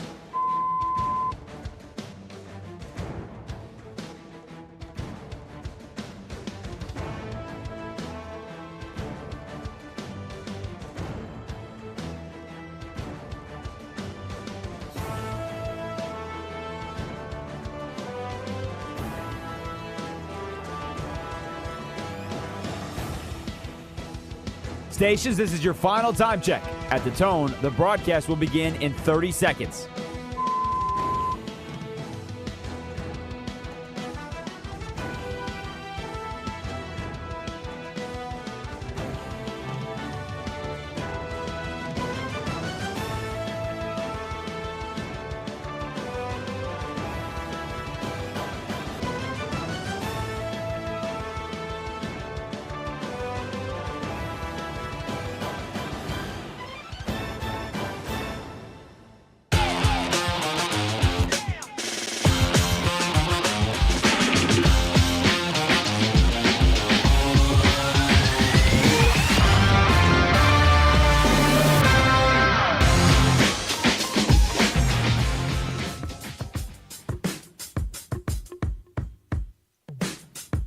This is Westwood One Sports Night.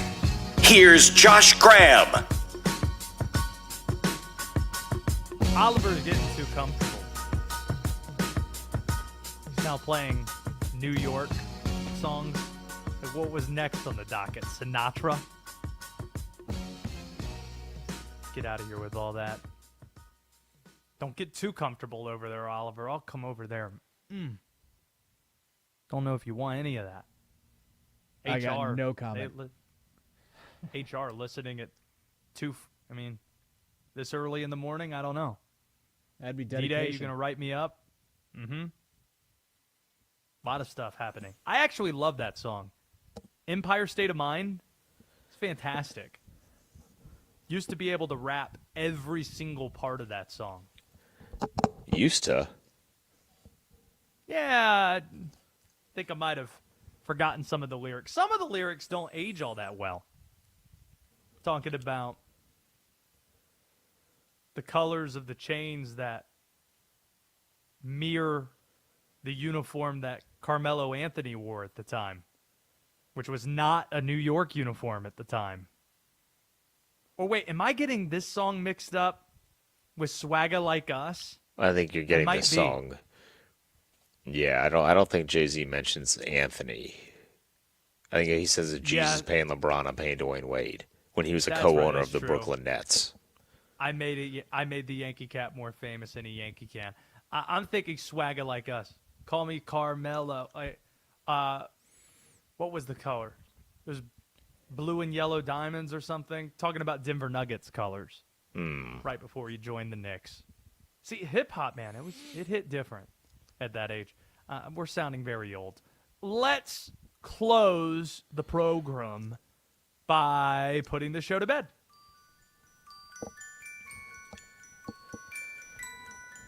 Josh, this story is right up your alley. I'm so excited to share it with you. We got problems in Buffalo. I thought you were going to say we had problems in the Graham household because I just got a notification that baby Daniel's awake. That is a problem, but that problem does not come with the reward that the problem I'm about to share with you does. authorities in Erie County are offering up a $100,000 reward for information on a party or parties who committed vandalism that caused $150,000 worth of damage. So, like, real quick, timeout. $150,000 worth of damage, only a $100,000 reward. Math seems off a little bit there. But they were a vandalist or vandalists, plural, that apparently put some genitalia all over the stadium, all over parts of the stadium. They drew it, put it in some concrete. They put penises around the stadium, and now there's a reward to find out who could have possibly committed this heinous act. That's a story right there. Has anyone checked on Buffalo Bill? Well, they've interviewed 300 people, so he might have been in the 300.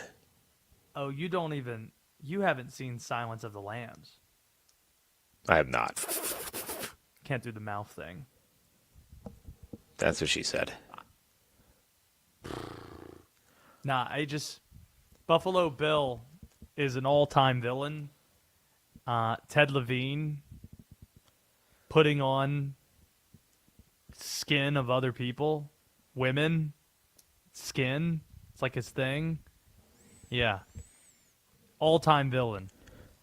And I don't think this is his lane. Then Jodie Foster shows up at his house. Oh, you're spoiling the movie. Asks, hey, have you? Well, are you going to see it? It's more than 30. It's 35 years old almost. Well, my day could be coming.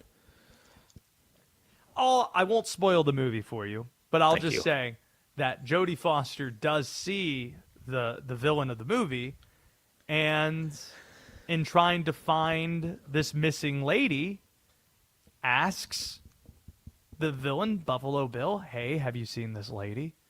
And Buffalo Bill, not wanting to lead her on to the scent, says, oh yeah, was she that big old fat person? Yeah, she was a big girl, Jodie Foster said back. Buffalo Bill, all-time villain, for sure. This doesn't seem like his bag. If he is, that's getting desperate. Well, no, I again don't want to spoil anything in the movie. Anthony Hopkins was in this movie as Hannibal Lecter for I think fewer than 20 minutes, or around like 15, 20 minutes, fewer than 20, and he won the Best Actor Oscar.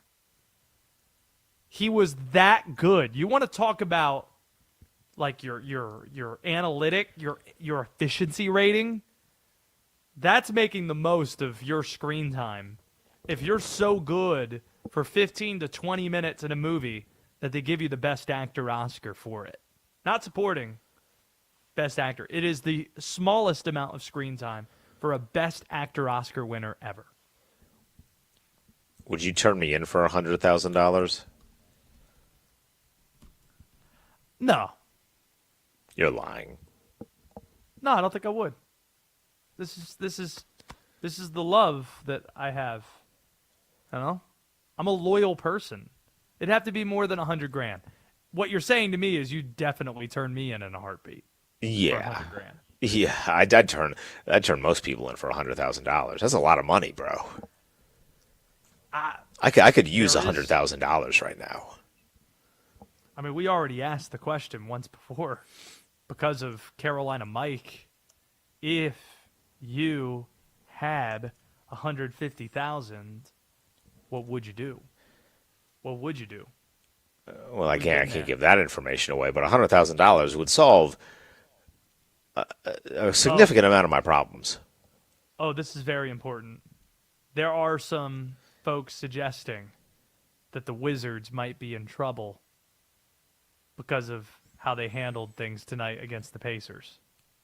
They won the game. They sat Tyshawn George and Trey Johnson for the entire fourth quarter of this game. And won. Playing 19 minutes apiece. Well, I mean, one of the games that Utah was fined for, they won. So that doesn't necessarily mean that you are Trey absolved Johnson from had a getting- sprained ankle. Keyshawn George, he was in the Rising Stars game. They both were. Last week. He needs to take care of his boy. How is he doing that? Community. I mean, if you're gonna start looking at a second year and a rookie year player and say, why are you sitting They're down? starters. They're not starters on this team? Adam Silver is such a dope. If he falls for that, he needs to get fired into the sun. I mean, Keyshawn George isn't a starter on the Wizards? I thought He was. is. Sorry. Both are. 19 minutes tonight. I'm just saying. It's more than That's Darren Peterson. Something that's longer game. 48-minute game versus 40. All right, we'll see if anything comes from that. Free for all Friday. Oliver, you better be ready I'm for your locked in. first free for all Friday. You better get the Jimmy Buffett bumps ready to go and get ready to take a lot of calls because, boy, you get a chance to steer the direction or steer the ship in whatever direction you please. From Terrence Oglesby and D-Day and Oliver, my name's Josh Graham, and this has been Westwood One Sports Night. This is Westwood One Sports.